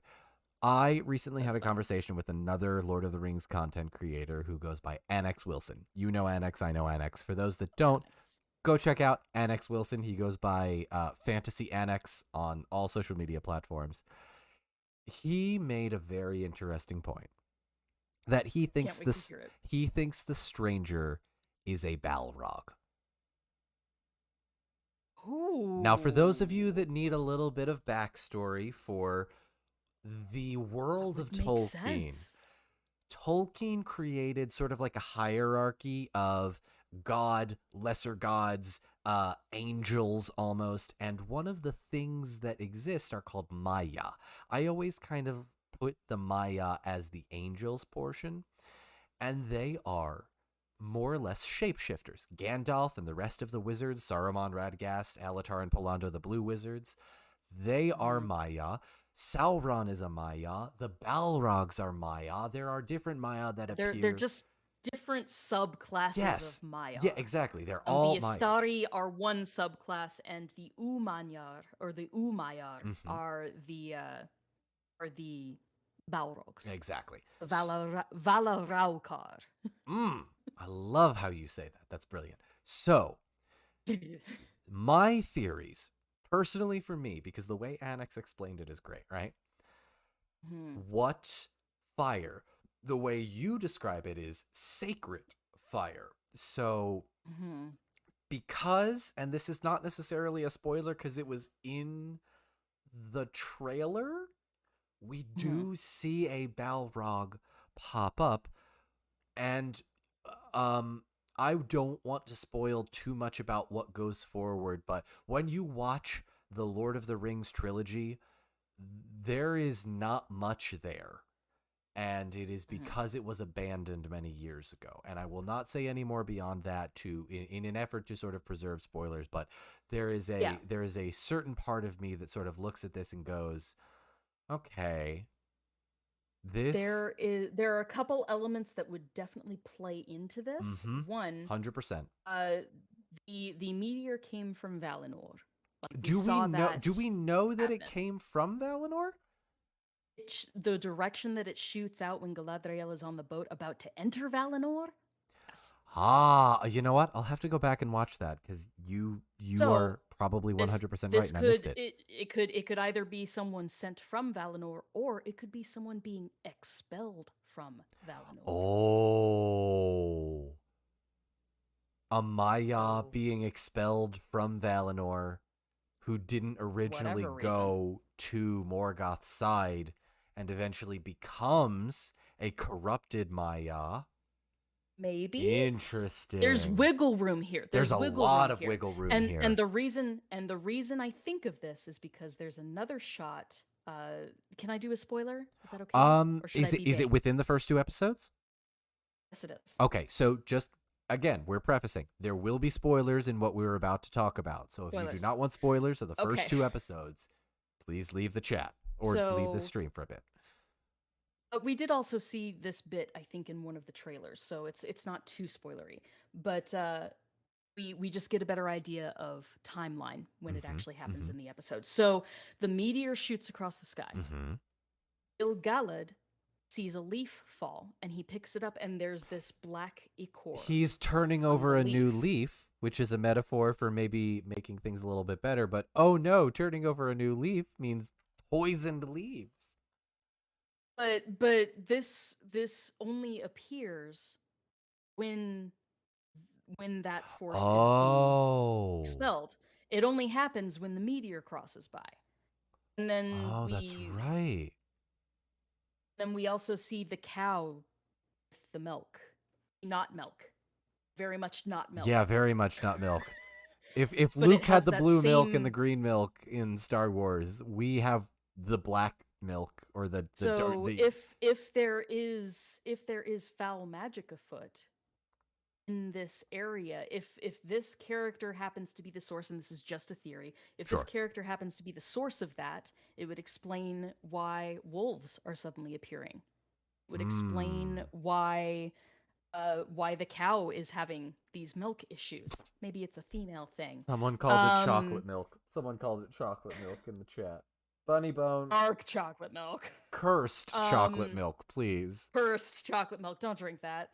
Not safe for consumption. Yeah. But it would explain why, this thing is happening with the leaves, why the orcs are becoming more active. It would, if this isn't a malevolent force, it could act as a bit of a catalyst. Right.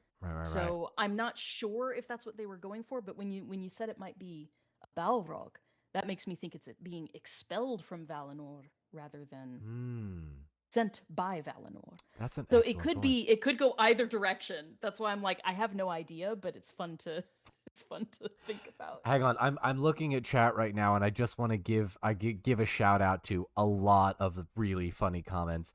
The black milk of the Southlands, the squid ink milk, the yummy chocolate milk, the radioactive milk, the licorice milk.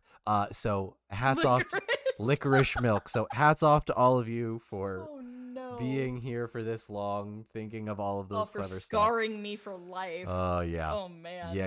Terrible. Oh, it's a problem. I think I made the funniest faces when I watched that specific part of the episode during my live watch through. I was like, ugh! Yeah, no, it's crazy. It's crazy. It triggered something deep, and I didn't like it. That yeah, was no, not a comfy feeling.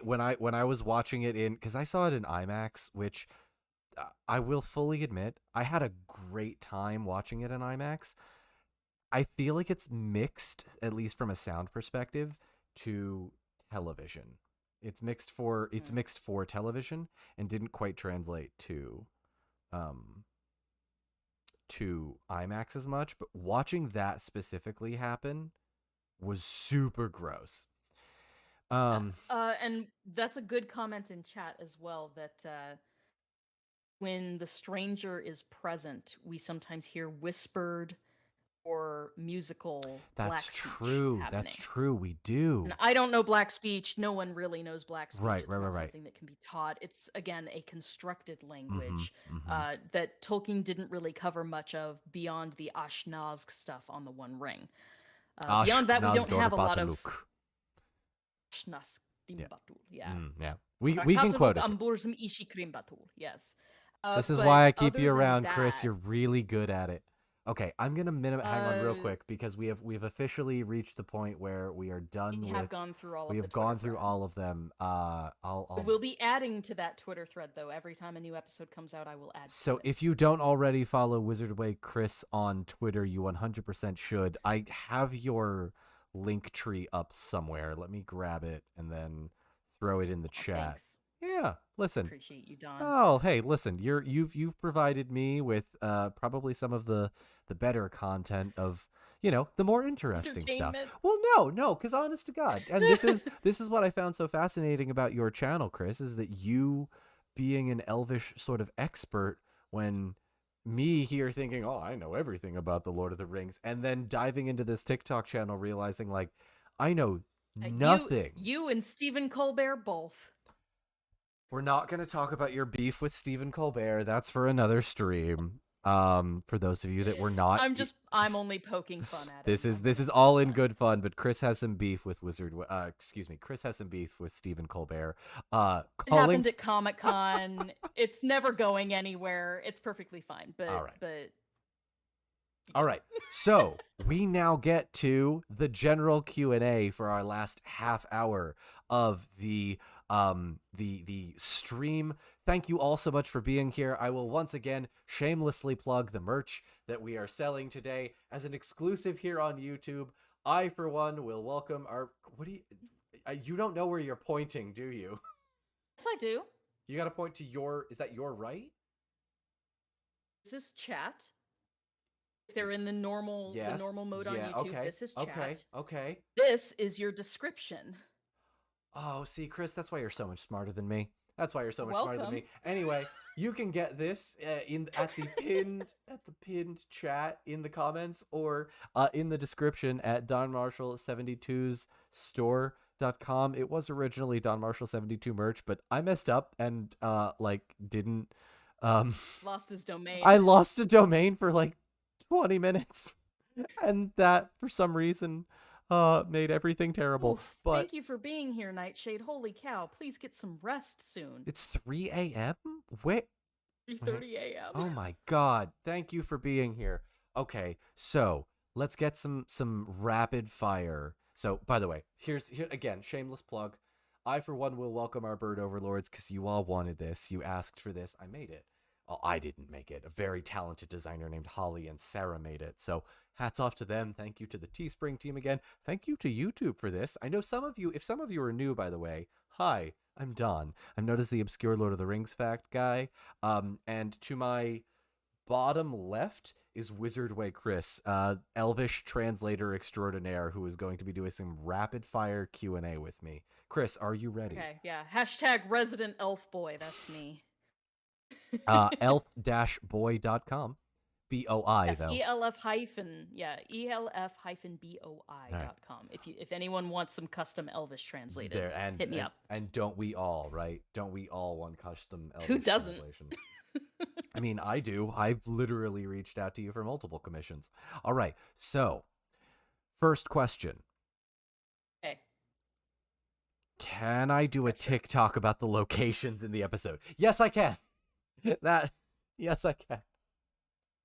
Okay, so Chris, what is your opinion on what Galadriel's brother told her?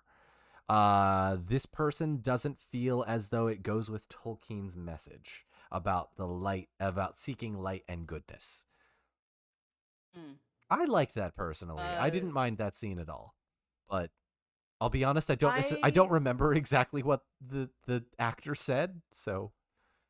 He basically is saying, what's the difference between a boat and a stone? The stone only looks downwards, the boat looks upwards. It looks toward heaven, and therefore it doesn't sink. And so that was his message, and she says, well, but what about the lights that shine in the depths of the ocean? How will I know which way is up? And he says, sometimes you only know once you've touched the darkness. God, you're so good at remembering that. I had completely forgotten. I just got chills. Oh my god, it's okay. So to answer your question, I do feel as though it does go with Tolkien's message about light and darkness. I think it sets it up nicely that it's not just a dichotomy. There are layers to good and evil, and the first line of the entire series was "Not all things begin as evil."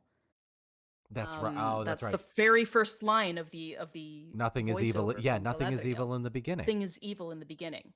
Yeah. And so I like them setting up that like some people might have this black and white viewpoint like Finrod, but when you get there and when you experience it, Galadriel is saying very clearly that it's more complex than that. Yeah. It's more difficult than that. And it always it's is not just Tolkien, I need right? to look toward the heavens and I'll be good. Yeah. It's sometimes we have to touch the darkness. Sometimes we have to delve into it and find the light within that darkness. And so Galadriel like they set that up and then Galadriel subverted it. Okay. She shows that when she turns away from the light of Valinor to stay in Middle Earth. So I think it was actually a good combination. Okay. Awesome. I love it. I liked it. Yeah. Okay. Next question. Are the runes the stranger is writing different Maya runes, or did some of the runes, because I thought I saw a Gandalf G rune in there? I couldn't make them out, so it's possible, but I would need to look more closely at it. I didn't get a good shot of those, unfortunately. We'll figure that out next time on the After Power Hour. But the one thing I do know that Nori says it's just a bunch of circles and dots. Circles and dots or scribbles or something. Yeah. Which circles and dots would not be the Kirth alphabet. It could be Rumiel's alphabet. Interesting. Which is the alphabet that was used in Valinor before the Feanorian alphabet, the Tengwar, was created. Yeah. So it could be an old form of Valorin, in which case I don't know how to read it. Ah, I have a guide for that, but I don't know how to read it myself. That's fair. I have to look it That's up. fair. All right. By the way, Bennett, thank you so much for being here. Appreciate it. Thank you. Thank you. I don't know if that means you are leaving, but thank you for thinking this is awesome. Okay, Lord Bunnybone asks, can we talk about Doran and Elrond's cute relationship troubles in episode 2? Oh my god. My favorite part thus far. Probably This is one of the what- best chemistries on screen. Amazing chemistry. Mhm. And just really brilliant writing, honestly. Just whoever wrote the dialogue between these characters got the tone just right between them and played to the actors' strengths. You know what? I thought that same thing because I've had the pleasure of meeting Owain Arthur, who is you got to. That's is so very cool. very much Doran in his own right, because he brings his own energy and positivity to that. There's a passionate fire to Yeah. Doran's personality and to Owain's personality Yeah. that really comes through that dialogue. You missed it. You missed my wedding. You missed my. I loved you that missed scene. My children. I don't know if I would have It's put like them on an elevator, but there was no way for them to I think that's hilarious. I I think that's being stuck in an elevator together. No, that's perfect. like Darth Vader and Luke going up to the Emperor. That's a just being like, rom-com yeah. move. It's a rom-com, being stuck in an elevator together and having to actually say the things you mean. No, it's a trope, and I loved it. I loved the use of it. But he's just like, you missed it. You can't come into my mountain and demand that I greet you with open arms when you discarded me. Yeah. You see just this stricken expression on Rob Aramayo's face, on Elrond's face, as he's just like that, like, I never intended. And he's like, I know that 20 years for an elf is a blink of an eye. I lived a lifetime in that time, and you missed it. Yeah. And think about think about that for like a dog, right? Like in the same way that like we can go away. Like no, a because dog. seriously, dogs live what, like 12 to 15 No, years, you're right? right. So to us, we are Yeah. these like in the same way that like elves and humans look at each other in Middle Earth, dogs are like, look at these benevolent masters that feed us and give us attention and love us, and they live for so I was long. only gone a weekend. Exactly. And they're like, that weekend seemed like an eternity. I mean, technically you were away speaking, so long. Technically speaking, and I think you told me this, Legolas only considers destroying the ring because it only took 6 months, like a long weekend. Yes. It took 278 days from when Gollum escaped Mirkwood when the ring was destroyed, and that is Legolas's journey. And that is 10 days shy of 2 Elvish days, if you Right. the math. Right. But this, I'm not saying that elves view this huge span of time as a single day. Mhm. It's just like in the long run, in the wide perspective, if you take a step back, this amount of time was super short for an elf who lives. Yeah, for hundreds 20 of years is thousands of years. 20 years is just like, oh, hey, you were pregnant for, well, no, because pregnancy is what, 8 years? Pregnancy is 8 years for elves? 9. 9 years? Gestation is 9. Gestation is 9. Okay, good to know. Thank you, The Nature of Middle Earth, a book that came out last year, for giving us that information. I don't even remember if I did this properly or incorrectly. I think I made a video. Originally, there was the thing about the aging of elves, and I'll make this very quick because Please. it's a long, convoluted topic. Yeah. With the aging of elves, Tolkien himself oscillated between like 3 different ways of doing the numbers, because in the first stage he had already written out like what he wanted the timeline to be, but then suddenly, based on how he was aging the elves, stuff didn't make sense. Certain characters were, still going to be kids when they needed to be adults. Oh, and yeah. just didn't work. Myglin. Myglin was the main problem. Myglin ruining everything. All right. Myglin ruining everything again. Fair enough. But it made it complicated, and so he was trying to massage the numbers to make it work somehow. And so even he oscillated between a couple different ways. And the video you made was originally, at one point he thought, I'll just make it the equivalent of, was it 100 years or? It would be, 9 months out of a year, right, for us humans. So it would be the equivalent of 9 months out of an elven year, which ended up being what it was. Like 86 years. Yeah, or it was something nuts. crazy like It was that. It ends up being a lot of years. People are like, dude, they're pregnant for almost a century. No, What the no, hell, no, no, Tolkien? no, no, no, no, no, no. But he amended that, and he ended up changing it into instead of it being a koimendi, he made it an olmendi, and that's a different form of measurement. So Thank it ended up God. being Thank a God. couple years instead of like almost a century. So he changed it. Ugh. Oh, okay. Well, Stuff gets complicated. stuff So, does get but yes, complicated. Yeah. the Legolas experience of the entirety of the Lord of the Rings was basically in the long run him looking back from when he's chilling in Valinor at the end of the book. Mm-hmm. Just be like, wow, that was a wild weekend. That was a really wild weekend with my friends. Holy cow! I love that. I love that just for him. destroying the ring, saving the world. Y'all, you would not So- believe the weekend I have had. Here, pull up. Oh wait, do I have to go to work? Oh, I have work today. Yeah, that's what Legolas is doing. Is he rolls up back to Mirkwood like, Basically, Thranduil, Papa, Dad, you're not gonna believe what happened. Angel's like, you can't marry someone you just met. Chris. But Chris. it's fine. Moving on. The Moving chemistry between Durin and Elrond. Yes, we spent far too It's long on that. It fantastic. was fantastic. Okay, next. It really was fantastic. And then you bring Disa into it. He's just like, instead of saying I'm sorry, Uh-huh. instead of saying an empty platitude, Elrond responds, congratulations. Mhm. I want the chance to apologize to you Mhm. and to your family. Yeah. And Durin's like, okay, one apology, but that's it. You're not staying for supper. One apology and you're out. And Disa's like, you're staying for supper.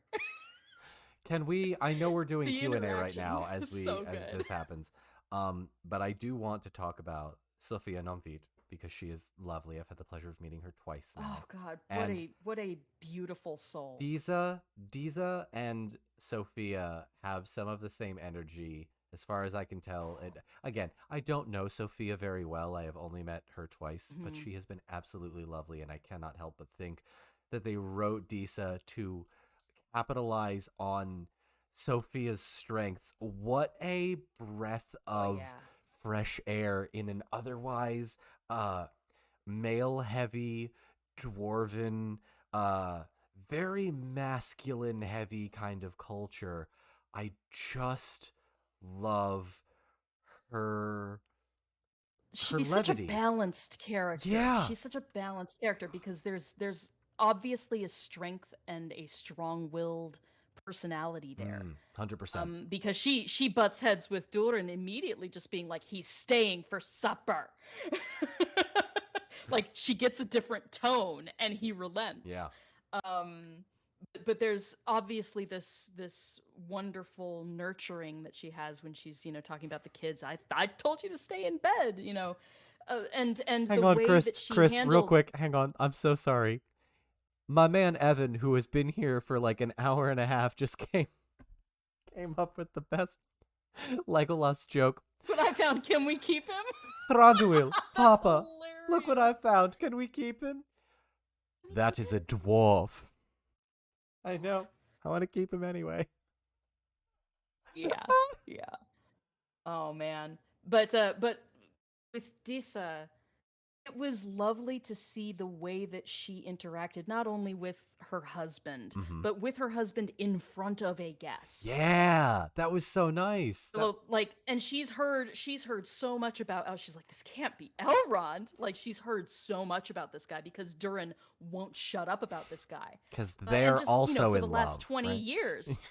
Well, and just not, but the thing is with Tolkien, and I've mentioned this in videos of mine, love for Tolkien is not just a physical thing. No. It's not. It's very rarely about the physical attraction, the visceral seduction, shall we say. Good it's phrase. Much more Jesus. prevalently.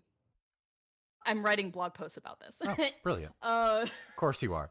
But it's much more frequently when Tolkien uses words like love or he uses word like seduction. He's not talking about that. He's talking about a movement of the soul. It is a spiritual experience. It is everything that's happening with the Fëa and not so much what's happening with the Vroa. And those are the words for the elven spirit versus body. So when he's talking about the seduction of Celebrimbor, he's talking about the luring of his mind and his spirit to this dark side. He's talking about, with love between Frodo and Sam. It's very clear they love each other. Yeah. Does that have to be a physical thing? Not necessarily. Could it have been? Sure. Tolkien doesn't delve into the physical part. He's much more involved and focusing on the more spiritual aspect of relationships.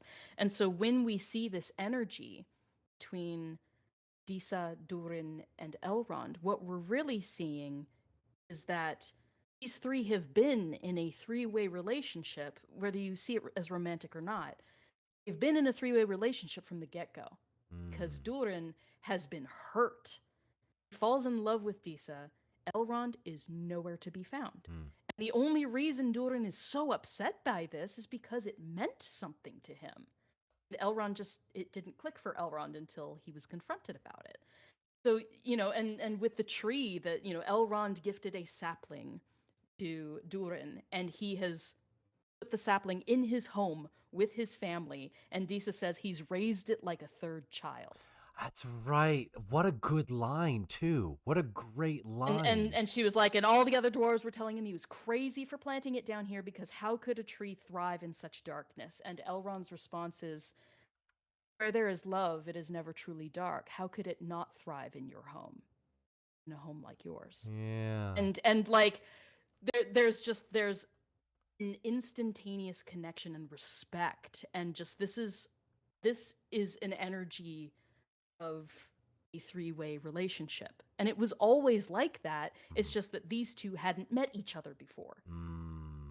There's a mutual respect. Like, Elrond is not in any way demeaning Disa as his wife, and she is in no way feeling jealous or threatened or anything by Durin's obvious love for his friend. And so I love this dynamic, because this is healthy communication. It's, you wronged me, I don't want you around because it hurts, but being given the opportunity to make amends. Disa is saying, can't you two mend this? She encourages them to mend it. Yeah. And I love that relationship dynamic between the three of them. It was brilliantly acted, wonderfully written, and it calls to that deeper spiritual understanding of love and relationships in Tolkien's world. And I don't think that necessarily everyone would pick up on that. So I loved it. That was my favorite bit in the whole 2 episodes. Sophia, Owen, Robert, if you're watching this, and I know you're not, but just in case you are. Rob, why you gotta do me like that, bro? Are we on a first name basis now? Rob sent me a message through his publicist. That's right, so he did. All right, well, excuse me, Sophia, Owen, Rob, respect. Well done. Well done, well done, well done. So much respect. It was beautifully done. Ugh. Truly beautifully done. Okay. They see this in any way, shape, or form. Like, let's beautiful work. I'll send it to Morvith Clark and just pray to God that she can send it to them. Oh, and shout out to Amelie Child Ville. Oh, I don't know how to say her last name. But the child actress who played the young Galadriel. Oh, yeah. She did a great job in her scene too, where she's talking to Finrod job. and has to talk about, what about the darkness? Yeah. What if I can't tell what way is up? And I was just like, and him saying, I won't always be here to show you what's right. Dun dun. She's like, what do you mean? Because and then the voiceover kicks in. We had no word for death. No. And just my heart dropped. Yeah, that was a heavy scene. It was very beautifully done. Congratulations, such a young actress, and getting the opportunity to play young Galadriel is super cool. So I can't. Shout out to her. Amazing job. It's so great because her dad actually and I are mutuals on TikTok, so I will 100%. He follows me on Twitter. Yeah. Okay, so we've got our next question. Sorry, we've gone off the rails, which should be absolutely expected if you're. By the way, for those of you that are new here, hi, I'm Don. This is Chris. We're kind of chaotic when it comes to streaming, especially me for technical difficulties.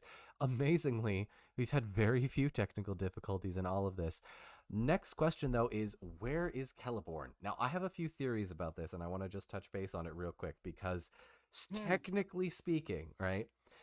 Galadriel and Celeborn in the lore, or the books, excuse me, are already married. That may not be the case in this TV show, given any of the sort of creative liberties that they need to do to tell.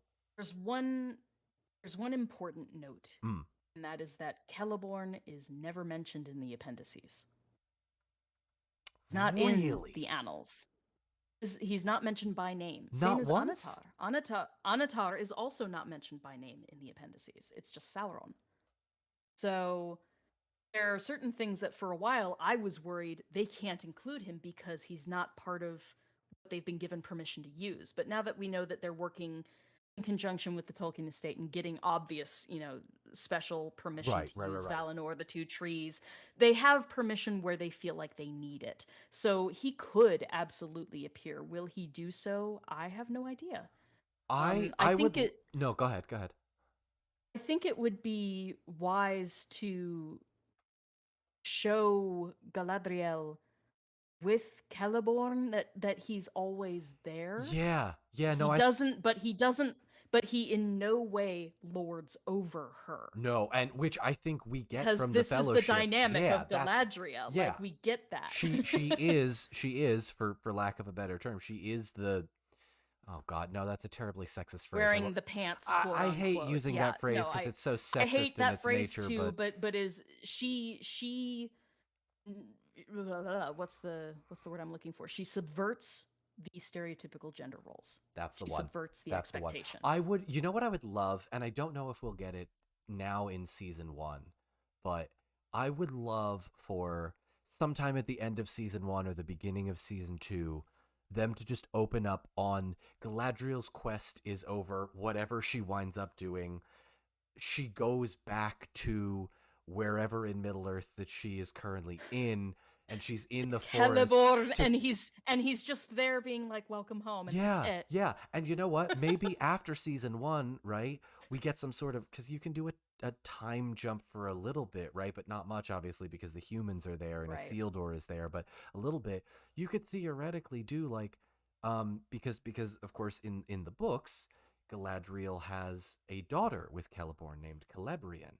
And they I think are they don't play a huge role in really any of the story, but yeah. In the unfinished tales, I'll try and sum it up pretty much. You've got in 1 minute. The unfinished tales, there are 2 other versions of Galadriel, and they've pulled different elements from all of these in order to make what we are seeing in this series.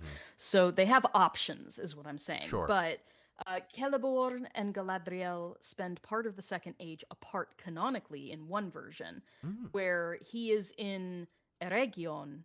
And well, they were both in Eregion, and then she leaves, go to Lothlorien, and he stays in Eregion. So like they are separated for a time. That's right. Yes. So obviously that period of time isn't when they're having their kid. Hang on, real quick. Sorry, Chris, I got it. I always love giving shout outs to people who.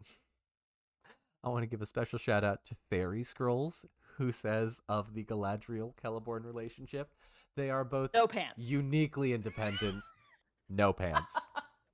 Brilliant. No pants. Brilliant stuff. There are no pants in this relationship. They are independent. Neither of them wear pants. That's the lovely thing about elves in general too, is that the way that Tolkien wrote them, they are interested in physical intimacy for a certain period of their life, and then it's just kind of not to more. They turn to more cerebral pursuits. Again, it's about the difference between the Fea versus the Roa. The Fea being just to kind of explain for those that are maybe just joining us. Yes. The Fea versus the Roa. Fea meaning the spirit of the elves. The Roa being the physical body of the elves. Physical body. Yes. Because elves. Fear are eternal. Their spirits are eternal. So if their body fails, if they are slain in battle, their spirit goes over to Valinor and they basically get reincarnated. So they don't perish. They will be around as long as the earth is around. That is their fate as elves. So when they are in these long lifetimes in Middle-earth, we're given a sense that they don't concentrate too hard on their physical self Mm. more than integrating and enhancing their cerebral pursuits. And Arondir actually alludes to this when he's talking about, with Bronwyn, she's like, do you have healers amongst your people? And he's like, yes, but they are called artificers, which I don't really get the term for that, but That was they're a called little different, but artificers. yeah. They're called artificers, and their job, he's like, our bodies heal themselves with relative ease, but their job is to heal and enhance our spirits. I was like, that's a perfect definition of the separation between the body and spirit for 100% elves. agree. 100% agree. So I thought that was really interesting. And Elrond later basically becomes a healer of that sort. True. Doesn't just heal physical wounds; he tries to heal the psychological stuff that happens too. If only he could have healed. There's so much depth in There's here. so much.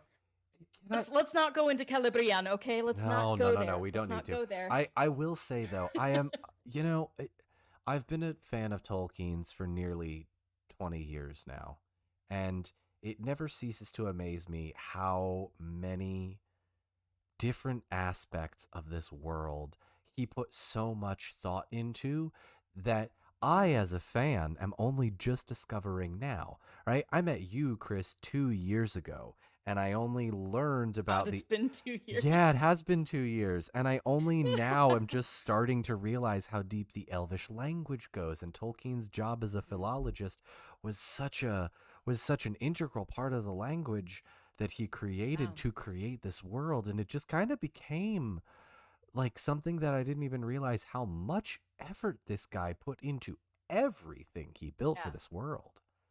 It's wild. That's why we have, piles and piles of scraps of paper that people have devoted their lives to decoding, compiling, and then publishing. Yeah. Like Carl Hostetter doing the Lord's work, if you will. He really is. Going through all of the language notes and compiling something. Carl, if you're watching this, much love. I'm just kidding. He's not. Much love. But just in case he's not, Just in case he's not. Yeah. I'm apparently going to be introduced to him. I'm going to lose it. So, super exciting. But I mean, these are people who have devoted their lives to it. Yeah.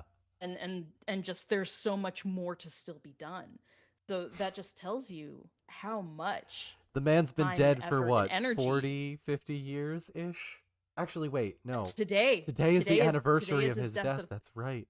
His death. What was it? 73? September 1973? 2nd, 73. So 59 years? No. Yes. Yeah, no, 49. 49 years, excuse 49? me. Yeah, 49 30 from 70 to 2000 is 30. From 2003 to 2023 is 20. So yes, 50. Okay. No, 49 years next 49. year. Wow, 49 next year will years. be 50. What a legacy to leave. Wow. Oh, okay, so Bennett asks an excellent question. Are elven spirits that get trapped basically ghosts? So this plays into a very interesting aspect that I know you know. I have my own sort of like thoughts about this, but like when I think about the Dead Marshes, that scene always reminds me of just how deep Tolkien's lore goes when it comes to the Fea and the Roa and all of the work that he put into it. But I'll let you take this one because I know you are fairly. Oh, hang on. Well, there is a difference between the spirits of elves and the spirits of Ainur. People like Sauron gives up his body. Mm-hmm. And he just remains as this incorporeal spirit. He can move around. He still has a will. He just can't physically affect things without using magic. Yeah. Basically. Yeah. The elves, I get the feeling that it's kind of like if the elf is not pulled to the Undying Lands for some reason, then you end up with a situation like the Dead Marshes, or you end up with, a spirit, a presence of some sort lingering in the woods. Like when they go into Fangorn, and they're just like, this forest is old, it's full of memory and anger. I think that spirits that have those very raw emotional ties to a place more than going to Valinor they might remain and linger for a while. So I think that yes, you kind of can have elven ghosts, just like when Sauron is defeated at the end of the Lord of the Rings, his ability to take another physical form is completely stripped from him. So he is nothing but a spirit at that point. And whatever power he had remaining was so spread out amongst his various creations that he didn't really have much power at all. Right. And so he lingers barred from Valinor until at some point perhaps they'll let him back in. But that's never stated whether or not he's allowed to come home. A quick question for So you, he Chris. very much is a ghost for for a long period for all of time. intents and purposes. A quick question though, because you catch my attention with something that you said that I kind of want to think about, because I have several theories. I'll explain them to you later, just in case they're spoilers. But is it so Sauron has a basically a shape-shifting ability, and we do know from the lore that he can take a very beautiful form. Do you think that because we've seen in the first age we have an elf and a Maya joining in a union together, that would be Thingol and Melian. Here's another obscure Lord of the Rings fact for you. Well done with the pronunciation. Thank you. I'm quite proud of that one. So Thingol and Melian are both different, not necessarily species, but they are of different sort of like power levels and creation types. It almost begs the question, right? Like, is it possible for someone like Sauron, who is also a Maya, or Gandalf, or Saruman, to have that same sort of idea? Not that Tolkien wrote about it, but like random ideas, and I don't even know if this is even possible. Can Sauron have kids because of that Theia and Roa? Like, if Sauron falls in love with an elf, or tricks an elf and falls in love with it, and obviously Tolkien doesn't write a lot about the sort of carnal nature of the evil spirits. He really doesn't touch on it. No, he really doesn't. But potentially, can Maiar have children? Is what you're asking. Yeah, and I know the answer is theoretically yes. Okay. Theoretically, yes. What we were looking at with Thingol and Melian is Melian was the vessel for the pregnancy and the gestation of this child.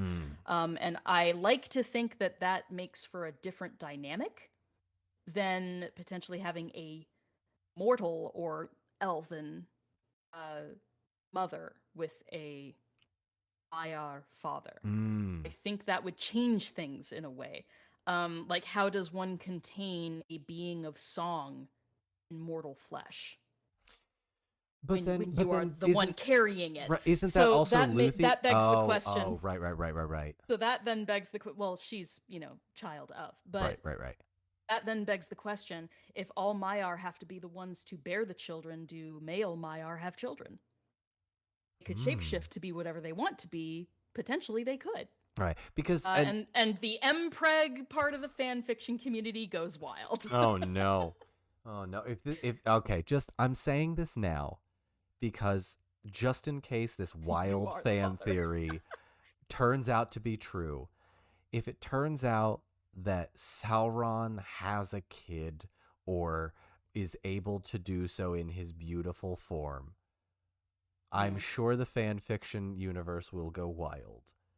But it will go wild. What does that mean for like is a Nazgul one of his kids? Like, how does that?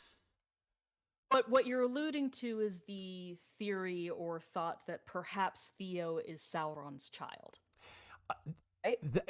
Kind of, but I don't necessarily. Question mark? I don't necessarily. It's a big question It's mark. a huge question mark that I don't necessarily want to hint There's at. a big leap there. Yeah, there's a big leap there.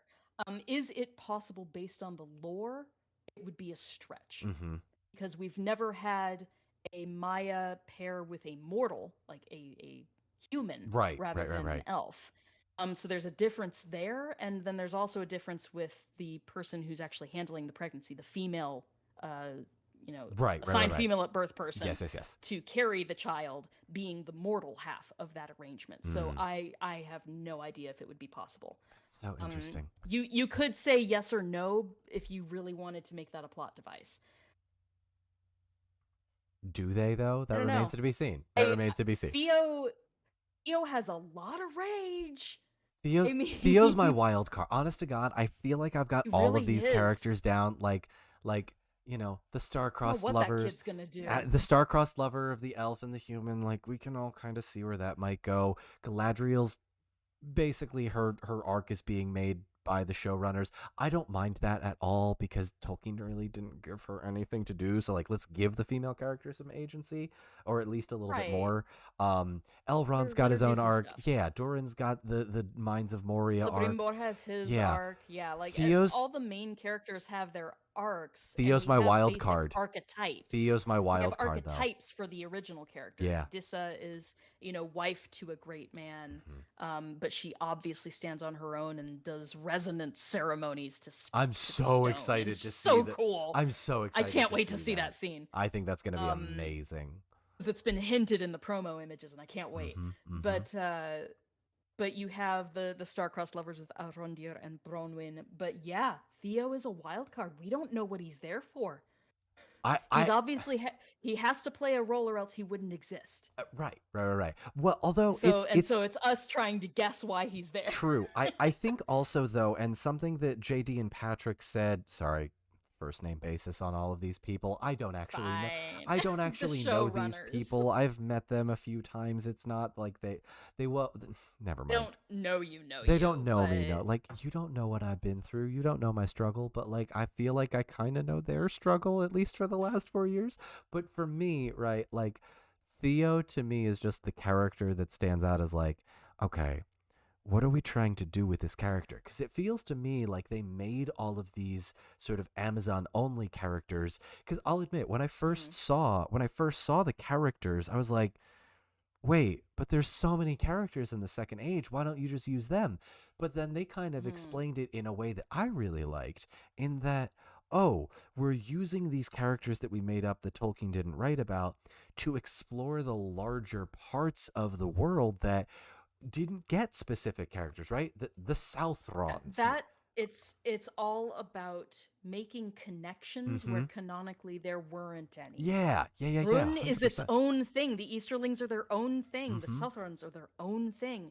And just they are all very disconnected in the lore. Mm-hmm. So you are creating original characters in order to tie everything together. Yeah. You would have to do that if you are condensing the timeline. Oh, you absolutely so you have to have these characters are how we are weaving the tapestry together. Mm-hmm. And so but Theo is like chaotic neutral, which I feel to my core. Oh yeah. But like I don't know what he's gonna do. And that's like half of the excitement for his characters. We don't know what's gonna go down with this kid. He just put blood into a sword and it regrew. Like, what is happening? It's gonna be super cool to see what happens. So I will give everybody here, and I'll talk a little bit about this more on my podcast with David Chen, the Decoding TV podcast that we have together. I have some very obscure knowledge that I'm about to drop. Chris, I'm sure you know about this, but there is a somewhat sentient sword that existed in the First Age of Middle-earth. Now, I know for a fact that it appears in the Silmarillion. I do not know if it appears in the appendices, but the sword is called Anglikel, and it is a sword made out of a meteorite crafted by an elf in the First Age named Eol, who is a dark elf. It's big air quotes because because they're it was not maybe the most again, don't think body, think spirit. Exactly. Again, concentrate on the spirit. Yeah, it is a dark-minded, dark-spirited elf. He is an emo scene kid from 2007. Exactly. I got your picture. But up to 11. Oh, 100% ranked up to 11. 100%. Okay, so here is my thought. I have several thoughts about this sword because, again, Theo is my wild card, right? I know what Elrond's going to do, and I don't know what Galadriel's going to do, but I know where she ends up. But Theo, for me, is like, problem child. This sentient sword in the First Age strikes me as something that could potentially come back. Because in the First Age, the sword is buried with a character called Thorin Turambar. Turin Turumbar. And you gotta roll the R's, even though he's not Elvish. That's what you gotta do. Turin. His name is in Elvish. Yeah, 100%. 100%. His name is still Elvish. Yes. Sorry, my cat just decided to knock over like a whole thing of books. Hi, Abby. You don't mind me. I'm just live streaming here.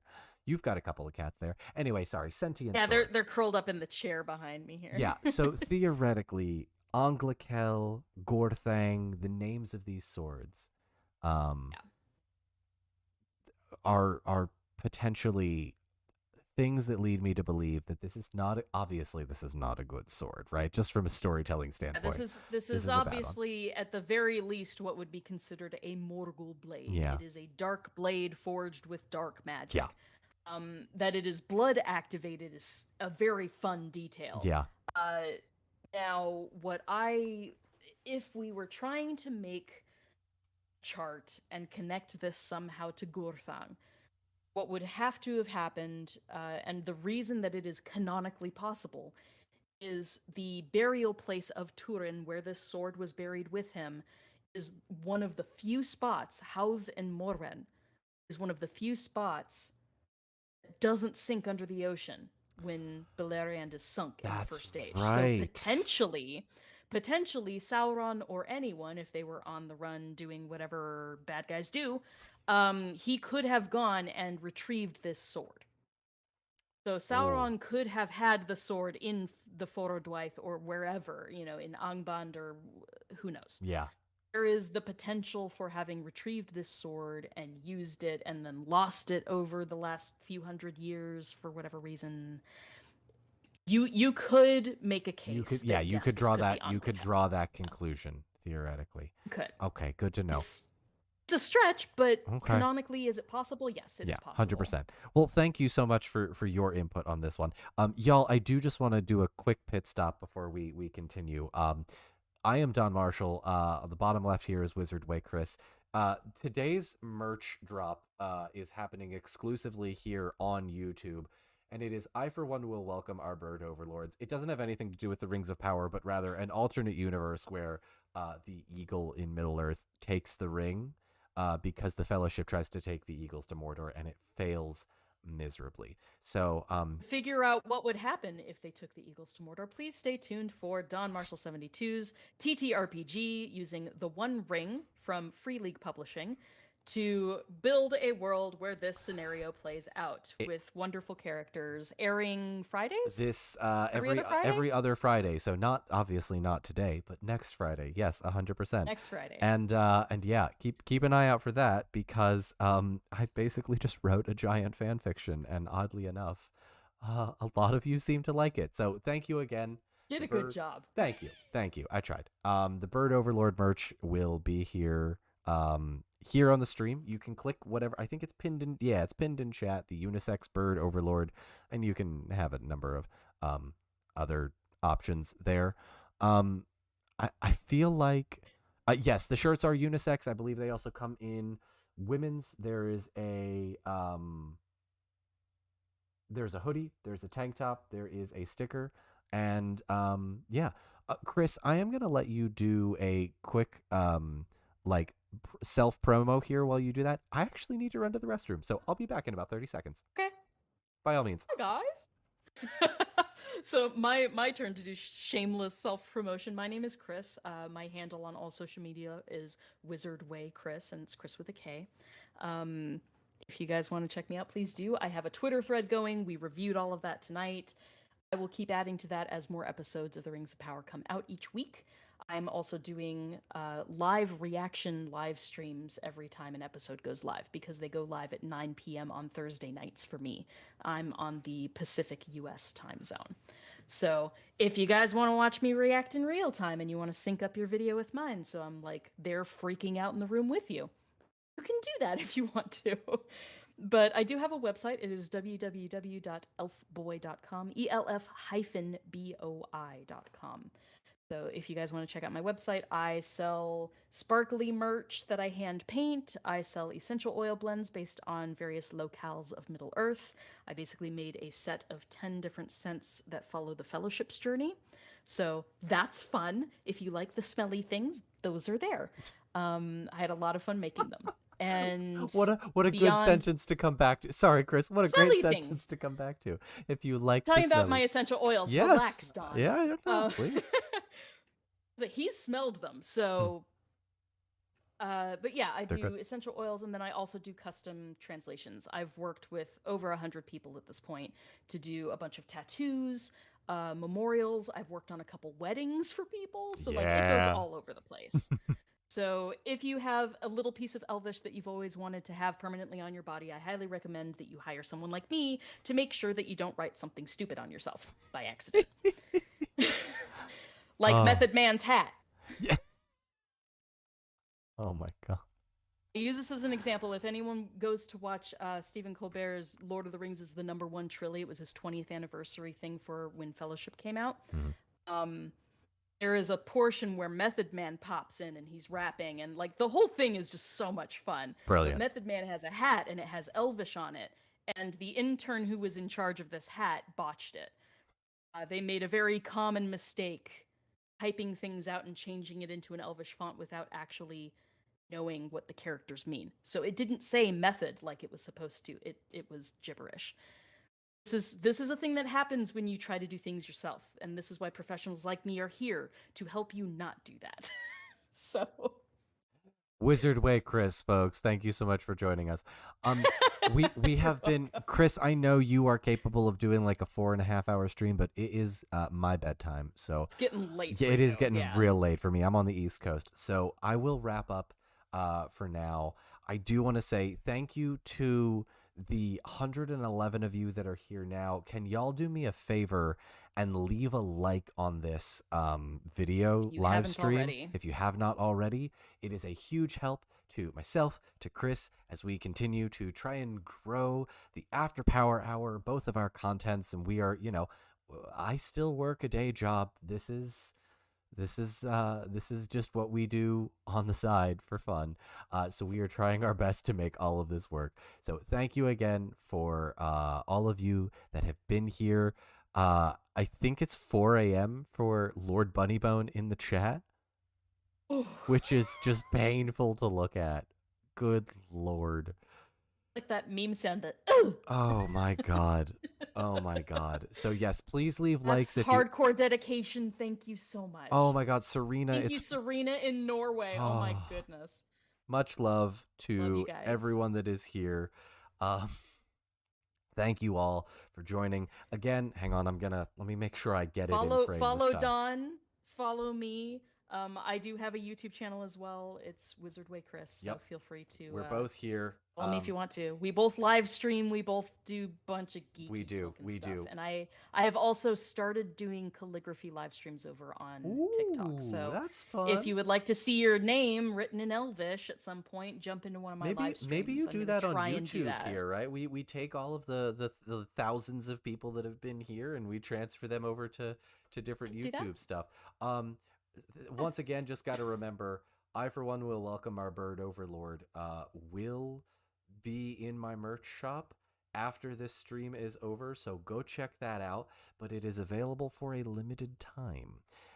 For the time being, and if we sell out, we will be out of it. So go to the link in the description, Don Marshall 72 store, and then go grab your hoodie, sticker, long sleeve shirt, short sleeve shirt, whatever fits your fancy. Thank you all so much for joining us for the After Power Hour, the first episode of the Lord of the Rings talk show. Join us next week, but we are going to be doing this on Mondays because I want to give everybody a chance to watch it over the weekend. And also, I want my weekends. I don't want to spend it dedicated to a TV show for 7 weeks. That's a lot. That is a lot. So yes, I have been Don Marshall. That has been Wizard Way Chris. This has been the new merch. I, for one, will welcome our bird overlords with an eagle's claw grabbing the ring. Get yours today because it may only be available for today. We only have so many. Leave a like. Holy cow. Yeah. Make sure you are make sure you are subscribing. Thank you all so much for being here. In the meantime, we are going to wrap up. Chris, thank you for lending us your Elvish knowledge. It has been an absolute pleasure being able to pick your brain for almost 2.5 hours for all of this. It's a joy. It truly is a joy to just geek out with you. Yeah, it really is. We've done these a few times, but my goodness, this is fun. Thank you all so much for joining the After Power Hour. See you next week. Bye-bye.